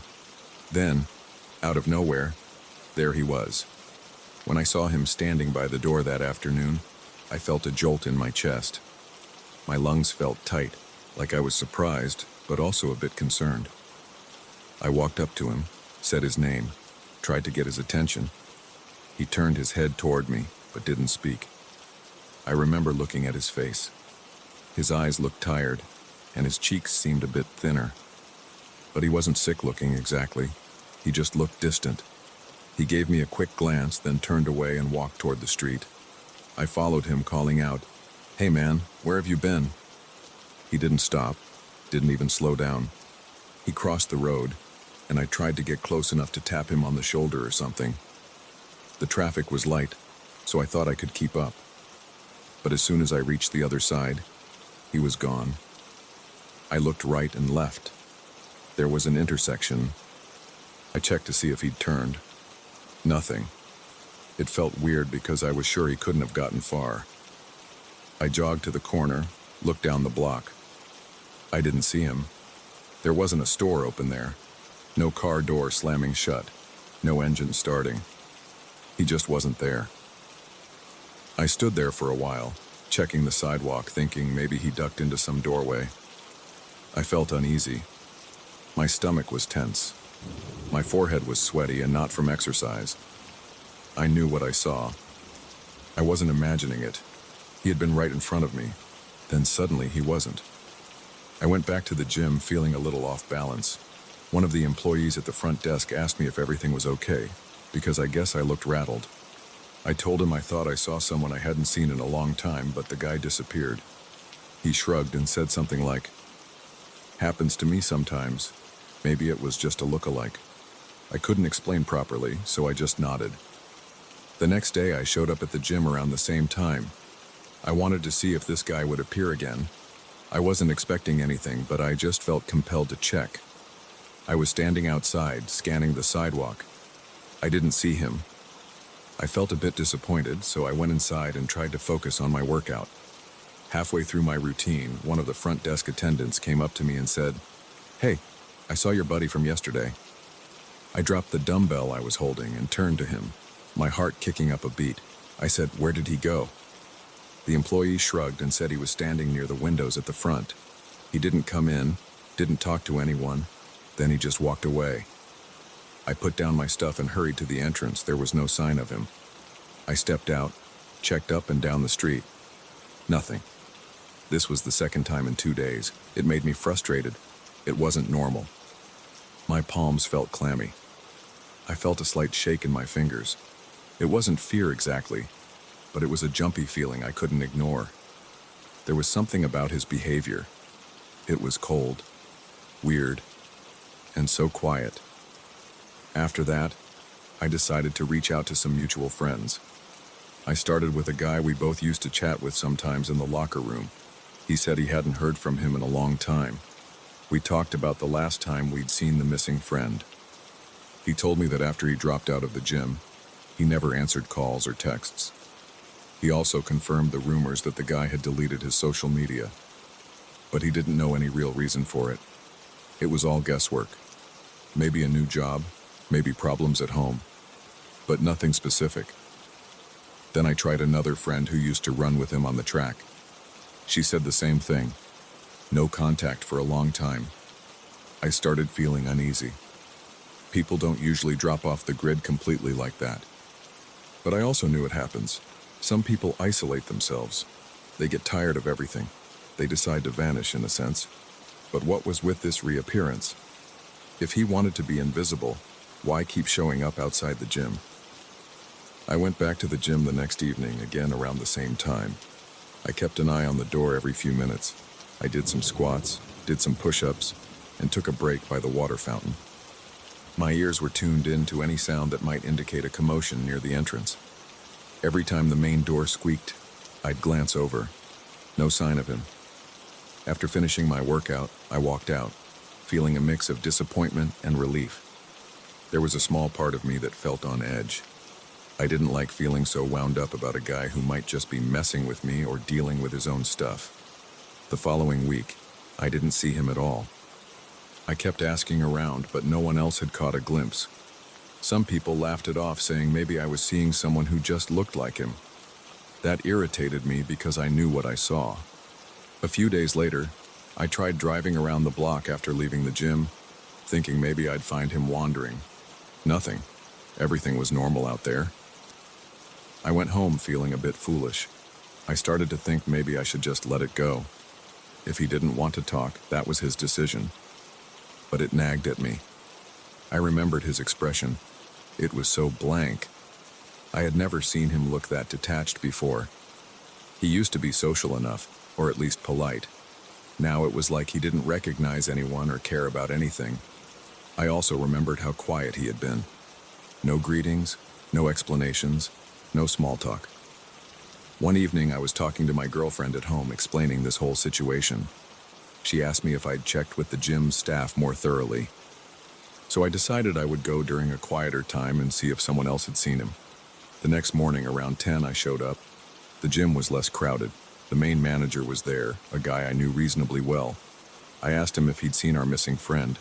He said he noticed a guy matching that description standing outside the glass doors a couple days ago, but the man never came in. He tried waving the guy in, thinking maybe he forgot his membership card or something. But the guy just turned around and left. The manager told me the security cameras only capture inside the building and right at the entrance. He offered to show me the footage to see if it was the same person. We checked. The footage was clear. The figure outside was definitely him. His face was partially turned away, but I recognized his posture and the shape of his jaw. In the video, he stood there for about a minute, and then walked out of the frame. My heart started beating harder as I watched. It confirmed I wasn't losing it. The manager said something like, "He doesn't seem hurt or anything. Maybe he just doesn't want to come back inside." That was true, but it didn't explain why he was hovering around the place for no reason. After that, I walked to a nearby coffee shop just to gather my thoughts. While sitting there, I found myself looking out the window, half expecting to see him pass by. I finished my coffee, got up and went back out. The air felt cold on my face. My arms were covered in goosebumps. I told myself it was the weather, but honestly, I was just on edge. I started trying to remember the last real conversation I'd had with him before he vanished. It was nothing major.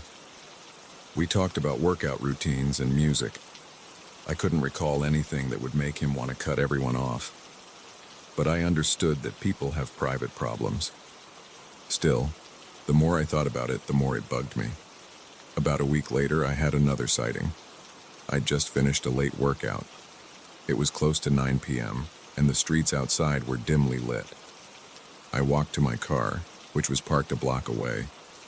As I approached, I saw a figure leaning against the wall near a closed convenience store. My chest tightened. I recognized his silhouette. I went closer, called out his name. He looked up at me but didn't move otherwise. I heard the faint sound of cars in the distance. My own footsteps were loud on the pavement. When I was about 10 feet away, I stopped. I felt a prickle on the back of my neck. He was staring at me, but there was no warmth in his face. It was like a blank stare. I managed to say, "Hey man, what's going on? You okay?" He didn't answer. The silence was heavy. I noticed his jacket looked kind of worn, like he'd had it for years. His shoes were the same ones I remembered. My breathing felt thick. I asked, "Are you in some kind of trouble? We can talk." He still didn't respond. He just looked at me for a moment, then turned away and started walking down the sidewalk. I hesitated, then followed. I called out, "Wait!" My voice echoed off the empty storefronts. He didn't break his stride. I followed him around the corner, and just like before, he was gone. No open doors, no alleyway, no sign of him. I felt a surge of adrenaline. My arms tingled and I gripped my phone in my pocket. I felt my face getting hot. I checked up and down the street. Nothing. I listened for footsteps. Nothing. My ears picked up the hum of a distant streetlight, but that was it. I stood there, cursing under my breath. Then I went back to my car, looking over my shoulder every few seconds. My stomach was churning. I felt tense and uneasy. I decided I needed more information. I started visiting his old apartment building. I knew the general area. I waited outside a few times, checked the mailboxes, scanned the names. He wasn't listed anymore. I rang a few buzzers, trying to find any neighbor who remembered him. One person remembered him but said he moved out months ago. Didn't leave a forwarding address, just vanished.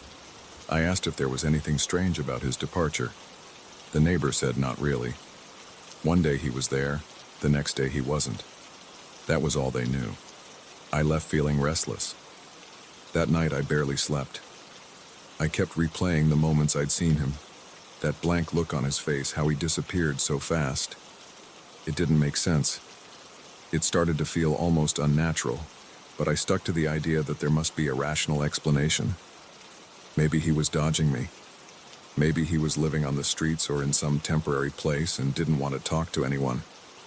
Maybe he owed money or had personal issues. My mind went to 100 scenarios. Over the next month, I kept going to the gym, sticking to my usual routine. I didn't see him again for a while. I told myself to let it go, that he obviously didn't want contact. Still, a nagging feeling ate at me. Every time I got on the treadmill or lifted weights near the window, I'd glance outside, half hoping, half dreading that I'd see him. 2 weeks later, I caught him again. This time, it was early morning, around 6 a.m. I'd decided to hit the gym before work. There weren't many people around. I stepped out of my car in the dim light of dawn and I saw him standing across the street, facing the gym. My heart pounded. I shouted his name, loudly this time, my voice echoing in the still air. He turned his head slightly, but didn't move from his spot. I walked toward him, carefully crossing the street, checking for cars. I kept my eyes on him the entire time. I was afraid to blink. He looked at me. He blinked once, very slowly. I stopped a couple of feet away. I noticed he had dark circles under his eyes as if he hadn't slept. His cheeks were drawn in. He looked thinner than before. I swallowed hard. I asked in a low voice, "Are you good? Do you need help?" He just stared. I heard the hum of a car passing behind me, the wheels rolling on the damp street. I felt sweat forming on my forehead, even though it was chilly.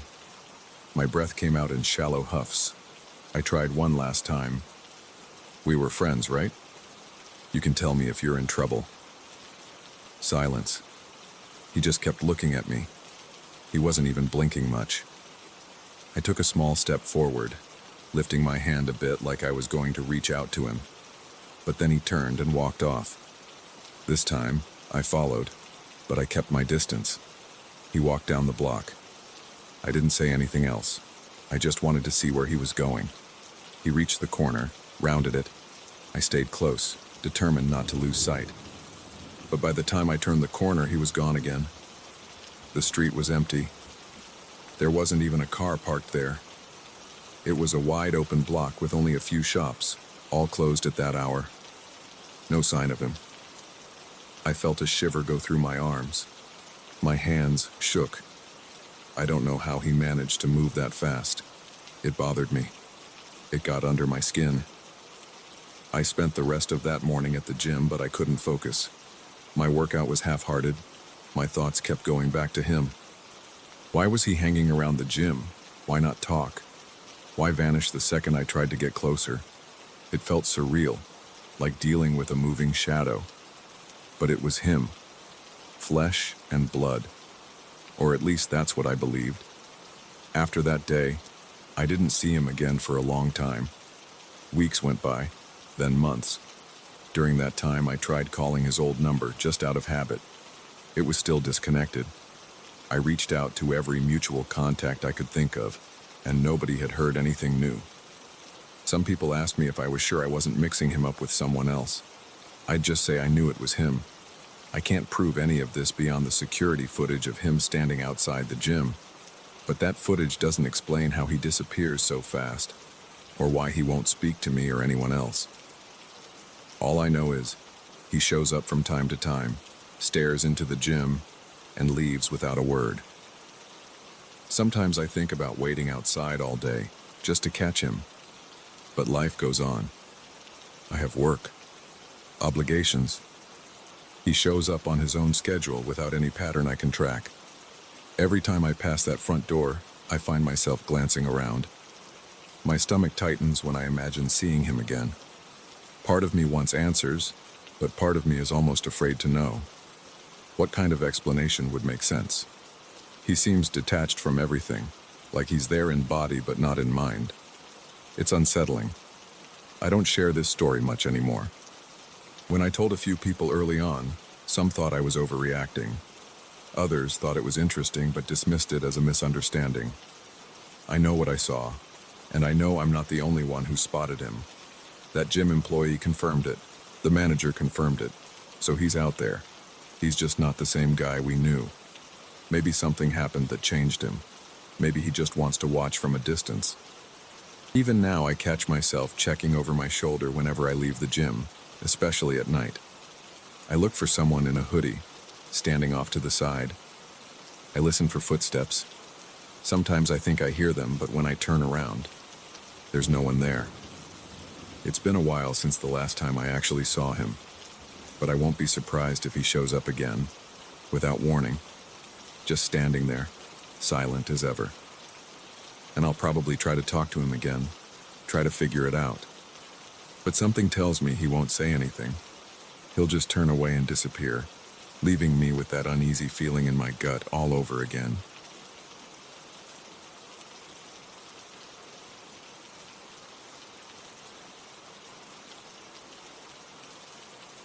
I still remember the first evening I arrived at my cousin Alex's place. The sun was close to setting, and I stood on the edge of a dirt driveway, looking down into the deep valley ahead.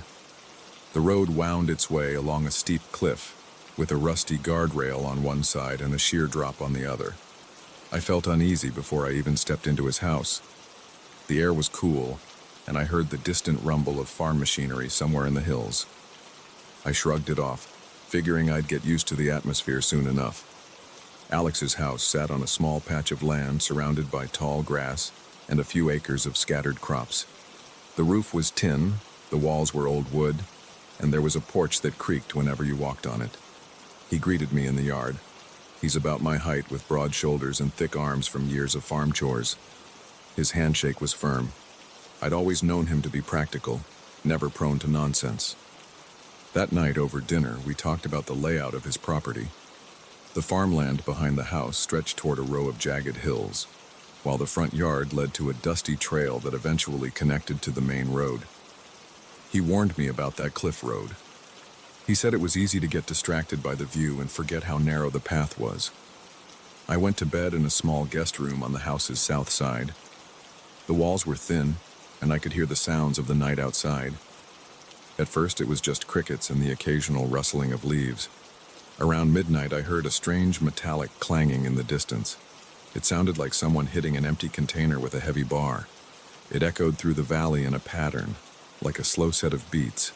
Clang, clang, clang. I sat up in bed. My heart pounded a bit. I wondered if maybe it was some old piece of machinery that turned on at a scheduled time. I tried to ignore it, but it kept going for a few seconds, then stopped. When it stopped, there was absolute silence. I lay awake, holding my breath, but the noise didn't return that night. The next morning, I mentioned the sound to Alex over breakfast. He was drinking coffee at the table, staring out the window at the rising sun. He shrugged and said he hadn't heard anything. He suggested it might be the mining operation a few miles away. They sometimes did late-night work involving trucks and metal parts. I didn't argue. It made sense. Farms, mines, and all kinds of mechanical equipment dotted these hills, so it didn't sound too far-fetched. Still, I couldn't shake how rhythmical it had been. It felt like something deliberate. I spent the day helping Alex with some simple chores. We fed the animals, patched a few holes in the barn roof, and cleared some tall weeds at the edge of the property.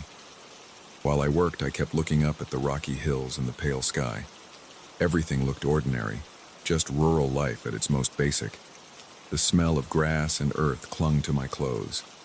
My arms got sore from using a shovel to clear out old debris in the barn.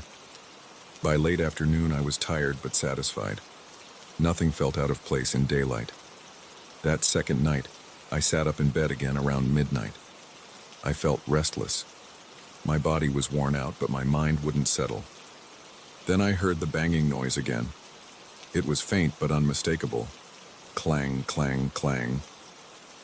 It sounded like someone was striking a huge metal tank over and over.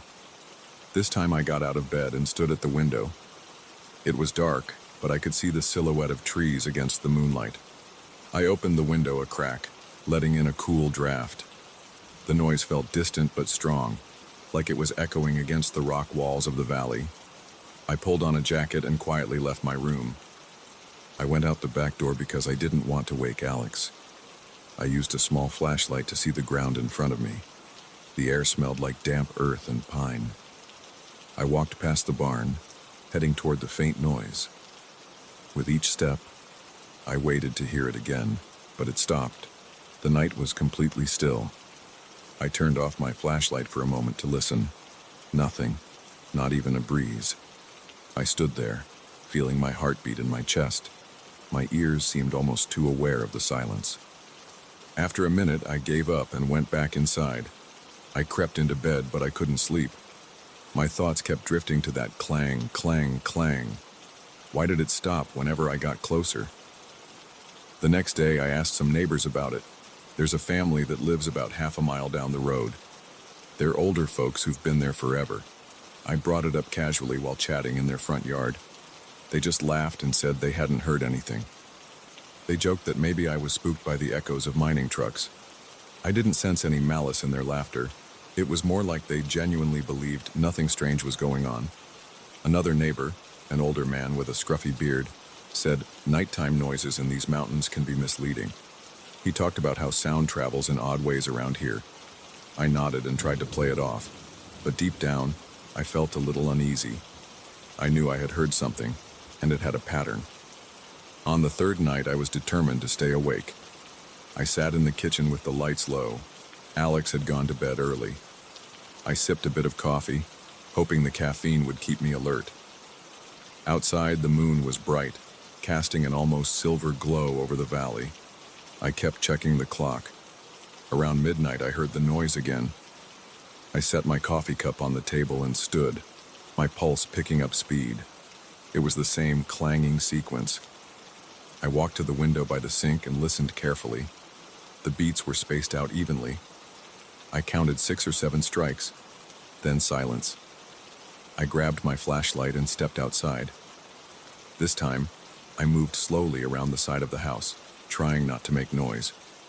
I noticed the sky was clear, the stars were bright, and I could see the outline of the hills and the tree line. The banging started again, maybe 50 yards away. My skin prickled. I swallowed hard and shone my flashlight toward the source.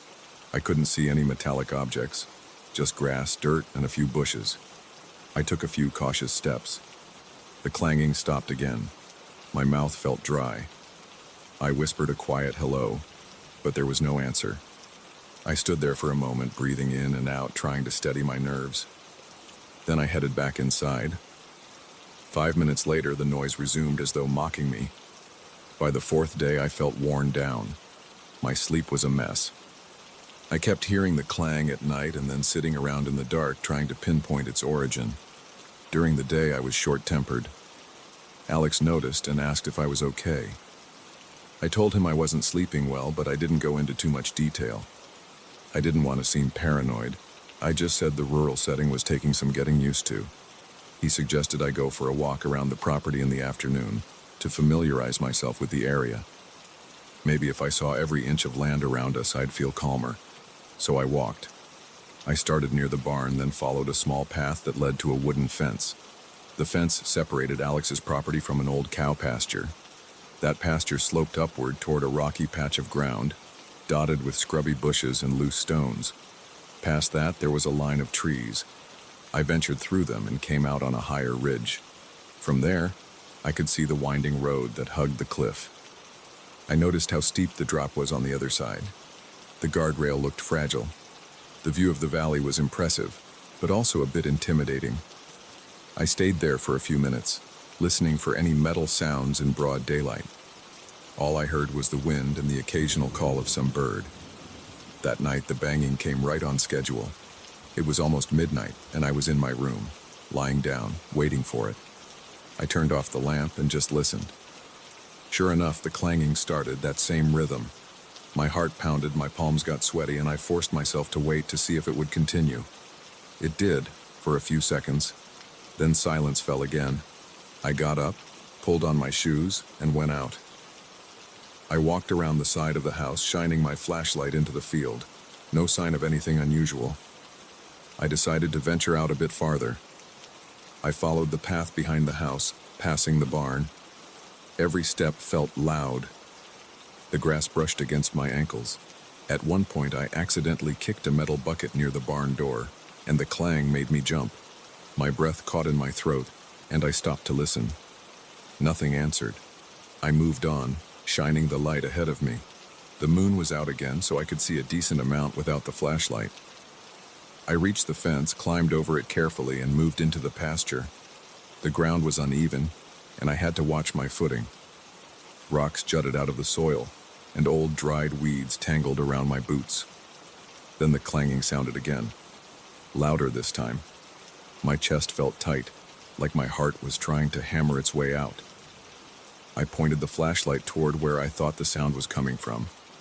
I saw only dark shapes of bushes and the fence line behind me. There was no glint of metal, no movement. I kept the light steady, stepping slowly in that direction. After a few yards, the noise stopped. The sudden quiet made me feel exposed. I spun around, checking all sides, half expecting someone to jump out. Nothing happened. I could hear my own breathing. I don't know how long I stood there, maybe a minute or two, with my pulse pounding in my ears. I lowered the flashlight and headed back to the house. My legs felt shaky. When I got inside, I locked the door behind me. I felt foolish, but also frustrated. The clanging had started when I was a good distance away, then stopped the second I got close. I stared out the window for a while. I didn't hear it again that night. The next morning, I mentioned it again to Alex. He took me seriously now, because he could see I was on edge. He said we could check out the area more thoroughly during the day. We spent an hour in the afternoon walking around the pastures, the fences, the tree line, and the rocky patches. We looked for signs of old machinery, abandoned tanks, or scrap metal that might be shifting in the wind. We found nothing. No loose panels, no strange footprints, no debris that could explain the noise. Everything looked ordinary. I decided to talk to more neighbors. I drove down the road to a few farmhouses and asked if anyone else had heard unexplained metal banging at night. Everyone shook their head. A couple of them smiled politely, said sometimes the wind picks up weird echoes or trucks drive by on the main highway at night. I even mentioned how the sound seemed to come from different spots. One guy just shrugged and said sounds bounce in the valleys, so it's hard to pinpoint direction. No one acted like they were hiding anything. They just seemed genuinely unaware. That made me feel more unsettled. I knew what I heard was real, but I couldn't explain it. Another night came. I lay in bed, exhausted. My head hurt from all the tension. Right on time, close to midnight, I heard the metal banging again. My stomach turned to knots. I got out of bed, feeling a chill run down my arms. I didn't even bother trying to go outside this time. I knew it would stop if I did. So I stood by the window in the dark, peering out at the faint shapes of the yard and the hills beyond. The clangs continued for a few seconds, echoing in a steady rhythm. Then silence. I stayed there a while, waiting to see if it would return. When it didn't, I crawled back into bed, but my heart kept racing. My mind spun with half-formed thoughts about what it could be. The next day, I woke up late. Alex had already started his morning routine. I dragged myself to the kitchen for a glass of water. My eyes were puffy, and I felt like my patience was wearing thin. I sat at the table, tapped my fingers on the wood, and thought about my options. I considered driving home early, but that felt like running from a mystery I couldn't solve. I also thought about installing a camera or some kind of recording device. Alex said we could try leaving his phone's camera running, aimed out the window, to see if it picked up the noise. We tried that evening, positioning the phone on a tripod by the guest room window. That night, the clanging returned once more, maybe a minute or two past midnight. I stayed in bed, eyes locked on the phone's display, which showed the dark yard. I watched the timer tick by. The microphone icon on the screen bounced with each metallic strike. Then, as usual, the noise stopped abruptly. In the morning, we played back the video. We heard the clanging clear as day, but the camera showed nothing unusual. It was just the empty yard. There was no sign of movement, no reflection of metal objects. It sounded close on the recording, but we couldn't pinpoint a source. We showed the video to a couple of neighbors, and they looked puzzled, but they shrugged. One suggested it might be some underground pipes carrying the sound from a distant generator. Another said maybe it was the echo of trucks unloading metal beams at the mine. No one had a concrete answer. Days passed like this, with the same pattern repeating almost every night. I'd wait for the metallic pounding. It would happen a few times, then stop. Each time I tried to investigate, it went quiet until I walked away. Each day, Alex and I would look around for an explanation and find nothing. The neighbors stayed unconvinced. I never felt a direct threat, but my nerves were shot. My heart would race whenever midnight approached. I'd wipe sweat off my forehead, even though the air was chilly. Sometimes I found myself pacing around the living room, glancing out the windows, half expecting to see something. After a couple of weeks, I decided I'd had enough. I told Alex I was heading home. I packed my bags, threw them in my car, and gave him a handshake. He understood. As I drove away, I kept the windows down, listening to the crunch of gravel under my tires and the hum of the wind. At one point, I heard a faint metallic clang, or maybe I imagined it. I forced myself to focus on the road, especially near the cliff. I couldn't risk a slip there. When I finally left the valley behind, I felt my shoulders relax. I still can't explain what happened out there. I only know that those loud, methodical clangs kept haunting my nights, no matter how many times people insisted it was nothing.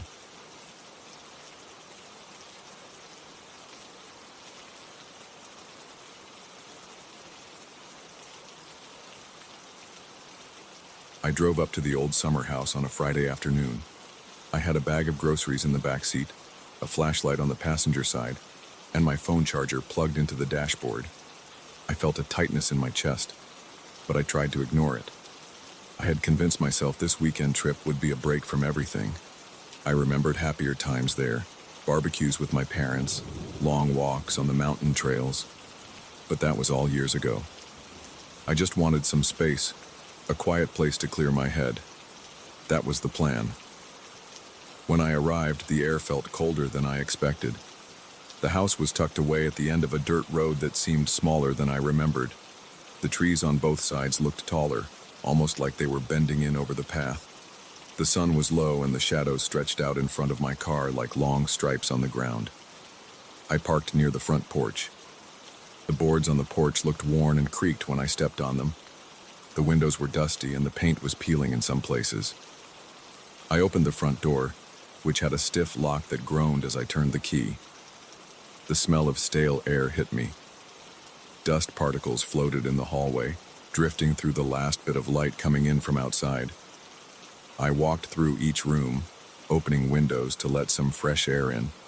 The living room still had the old sofa and 2 armchairs. The floors were covered with a thin layer of dust. I checked the light switches, but the bulbs flickered and then went out.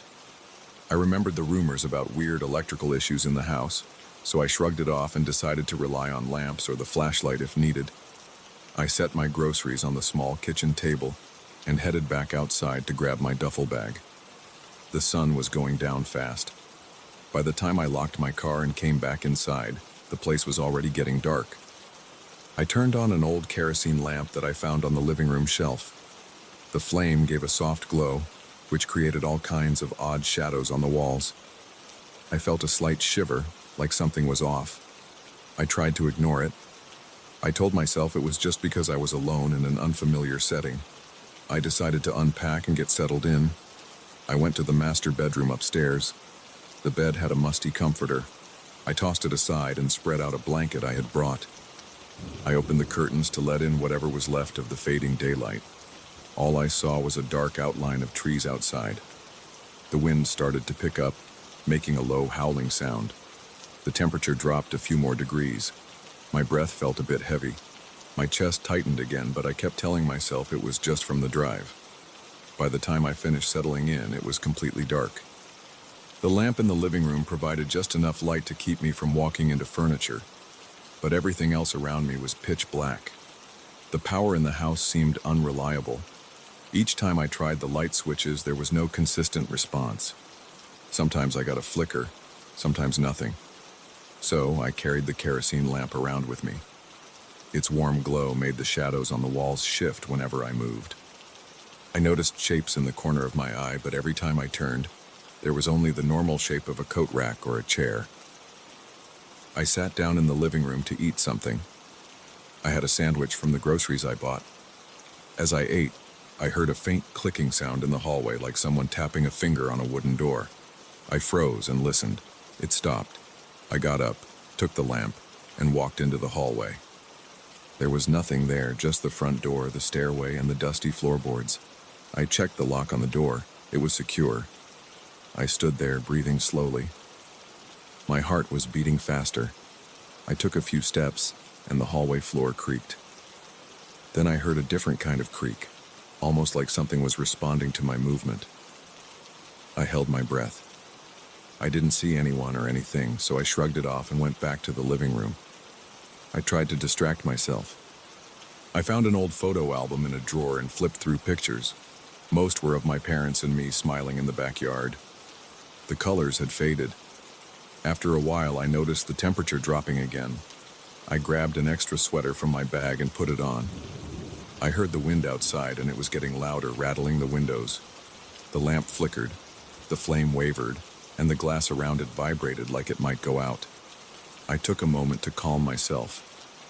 My breathing was shallow, and I realized I was clenching my jaw. I rubbed my neck and tried to relax. Then the lights in the kitchen blinked on, bright and sudden, and just as quickly died. It made me jump. I set the photo album aside. I stood up and walked to the kitchen. The overhead bulb was still warm. I touched the switch and flipped it up and down. Nothing. I grabbed the flashlight from the countertop to see if the fuse box in the basement was accessible. I opened the basement door and a damp smell rose up. The narrow steps creaked as I went down. At the bottom, I found an old fuse box covered in cobwebs. I wiped them off with my sleeve. I tried the handle, but the panel was stuck. After a few attempts, I gave up. I decided to rely on the lamp and the flashlight until morning. I climbed back upstairs, feeling uneasy. I heard a soft scraping sound coming from behind me.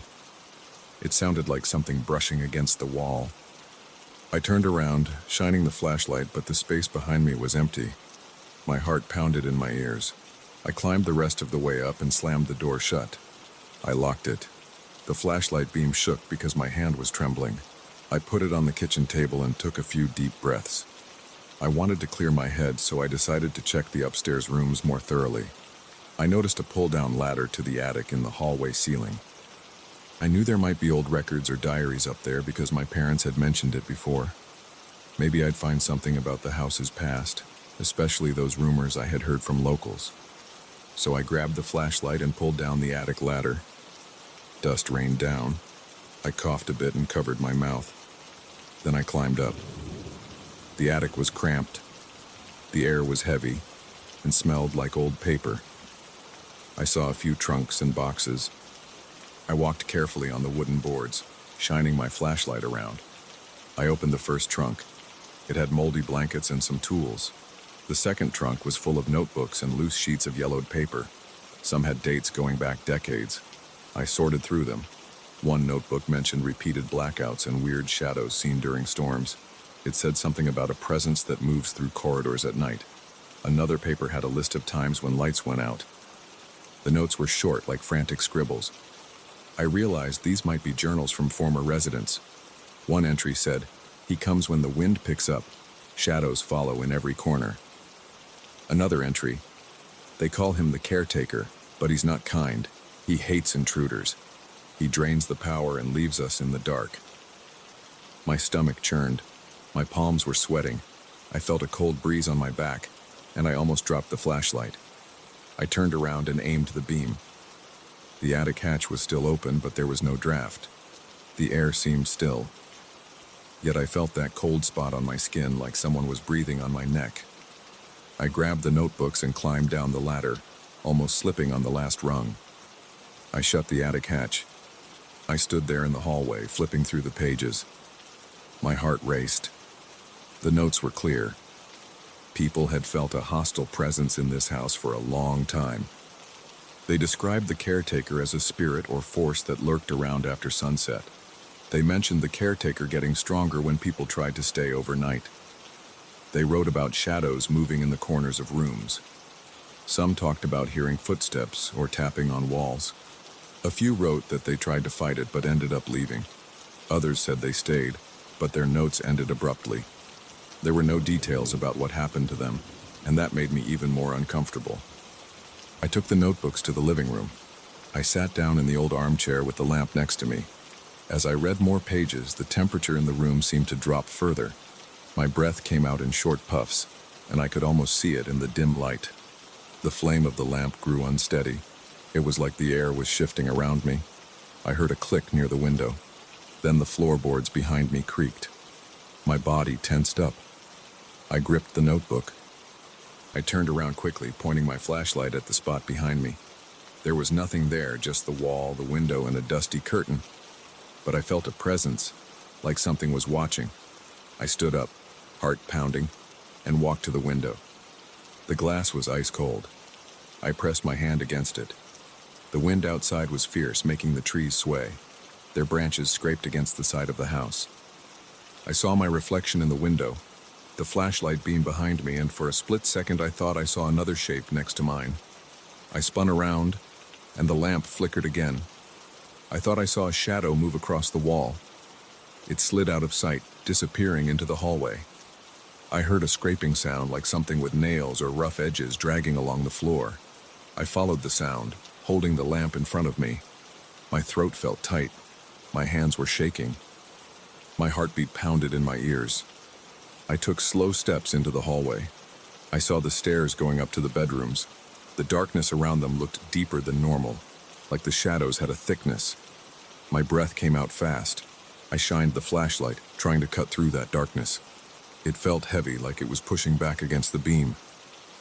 Then, in a moment of quiet, the shape flickered on the wall, sliding up the staircase. It was like a silhouette with no source. I felt sweat on my forehead despite the cold. My legs were tense and my knees almost buckled. I forced myself to climb the stairs. Each step groaned. I heard a faint whisper, or maybe it was the wind outside. At the top, the corridor was pitch black. My flashlight dimmed for a second and I tapped it to keep it on. I looked around. Both bedroom doors were open. I stepped into the bedroom I had claimed. The bed was rumpled. I saw my bag on the chair. I noticed that the closet door was now open, even though I remembered closing it before. I walked over slowly. The inside was dark, and the flashlight showed nothing unusual. Still, my stomach felt tight, and I could taste fear in the back of my mouth. I turned toward the other bedroom. That door was half shut. I inched it open. The window in that room was covered by a curtain. I smelled mildew. A tall mirror stood against one wall. My reflection looked pale, and the light from the lamp flickered in the mirror's glass. Suddenly, I saw a faint outline behind me. It was dark and tall, but before I could react, the lamp flame sputtered and almost died. I spun around, but the shape was gone. I shone the flashlight in every corner. Nothing. I heard a slow creak near the window. I was so tense that my arms hurt from gripping the lamp and flashlight. I backed out of the room, breathing fast. I felt my heart thudding in my chest. My mind was racing. All those notes about the caretaker spirit, the local rumors, it was all crashing down on me. I had to decide whether to run out to my car and drive away or stand my ground. I felt a swirl of fear and anger. This was my family's house, and I didn't like feeling chased. I made my way downstairs to the living room again, walking faster than normal, almost running. Once there, I put the lamp on the table and let out a shaky breath. I tried to steady my thoughts. My plan was to check outside, maybe see if the caretaker was some prank or intruder. So, I went to the front door, turned the key, and pulled it open. The wind blasted in, almost blowing out the lamp. I stepped onto the porch and shone the flashlight around. The trees rustled and the cold air burned my face. I walked around the side of the house. The beams of the flashlight swept across the siding. No footprints, no signs of a person. The only sound was the wind in the trees. My boots crunched on dead leaves and gravel. I glanced up at the windows. In one, I thought I saw a shadow move, but when I aimed the light at it, the window looked empty. I went back inside and locked the door behind me. I realized it was only around 9 at night, but it felt much later. I felt exhausted. The tension in my shoulders was almost painful. My eyes were dry from trying to see in the dim light. The entire house seemed alive with small noises, creaks, clicks, the occasional tapping on walls. I tried to ignore them, but every time I sat down, I felt like something was looming in the next room. I grabbed the journals again and flipped through more pages. One page said, "The caretaker demands solitude. He chases out anyone who disturbs his domain." Another said, "We tried to talk to him, but he only appeared as a shadow." When we asked him to leave, the lights died, and the doors locked. My hands were shaking and my throat was dry. I decided to face it. I stood up and called out, "I'm here for the weekend. I'm not staying long. I just wanted some peace." My voice echoed. I felt silly talking to an empty house, but something made me speak. The wind outside slowed down, like it was listening. The lamp stopped flickering for a moment. Then a thump sounded from upstairs, making me jump. I stared at the stairwell. My heart raced. I couldn't tell if it was a sign to go up there or to get out. At that point, I weighed my options. The fear was so intense that my hands trembled. My skin felt prickly. I could pack my things, hop in my car, and never come back. Or I could try to last the night, see if anything calmed down by morning. My pride told me to stay, but my body was screaming at me to leave. I took a deep breath and decided to remain. I told myself I would stay awake, at least until the first light of dawn. Then I'd see if the presence faded during the day. I moved a chair into the living room corner so I could see the hallway and the windows. I kept the flashlight and lamp within reach. I sat there, my back to the wall, listening. My eyes scanned every shadow. The tension in my neck was sharp and my hands stayed clenched in my lap. The house was quiet for a while, except for the wind outside and the occasional pop of the old wood. I kept thinking about the caretaker, wondering if it would show itself again. The adrenaline made my heart race, but after an hour, I started to feel drained. My eyelids felt heavy. Suddenly, a soft scrape came from the kitchen. I gripped the flashlight and jumped up. I walked slowly toward the sound, shining the beam around the corners. I saw the back door rattling slightly in the wind. Then it stopped. I stood there for a moment, breathing hard, then turned to go back to my chair. Right then, the lamp flickered again, and I saw the shadow in the hallway. It was tall and stretched along the floor, just past the reach of my light. I froze. My body felt rigid. The shadow slid across the wall, then around the corner, heading toward the stairs. I couldn't hear footsteps, only that dragging sound again. I took one step, and the shadow disappeared. I couldn't handle more surprises. My nerves were shot. I decided I would wait out the night in that chair and leave at dawn. My stomach was in knots, and my heartbeat felt loud in my ears. Every time a board creaked, I looked around, half expecting the caretaker to appear in front of me. But it never did, at least not in a form I could fully see. Occasionally, I caught a flicker of movement on the edges of my vision. The lamp flame wavered whenever that happened, like something was passing by. Time crawled. At some point, my phone buzzed in my pocket. I had almost no signal. The battery was low. I checked the time, barely past midnight. I felt a cold sweat on my forehead. My clothes were damp. I didn't dare go upstairs to change. I just sat there stiff, listening to the wind and the faint sounds in the house. In my mind, I kept thinking about the caretaker, those old notes, and the fact that everyone who sensed this presence seemed to run eventually. I could see why. By the time the first hints of morning light came through the dusty windows, I felt weak and shaky. My eyes hurt from exhaustion. I stood up, knees popping, and took the lamp with me as I went to the kitchen. I grabbed my car keys from the counter. I walked out the front door without looking back. The sunrise was faint, and the sky was still gray. My breath steamed in the cold air, and my steps felt heavy on the porch. I locked the door behind me, my hands trembling the entire time. I put the key in my jacket pocket, then got in my car, turned on the engine, and drove down that narrow dirt road. As I left, I kept checking the rearview mirror. The house disappeared behind a line of trees.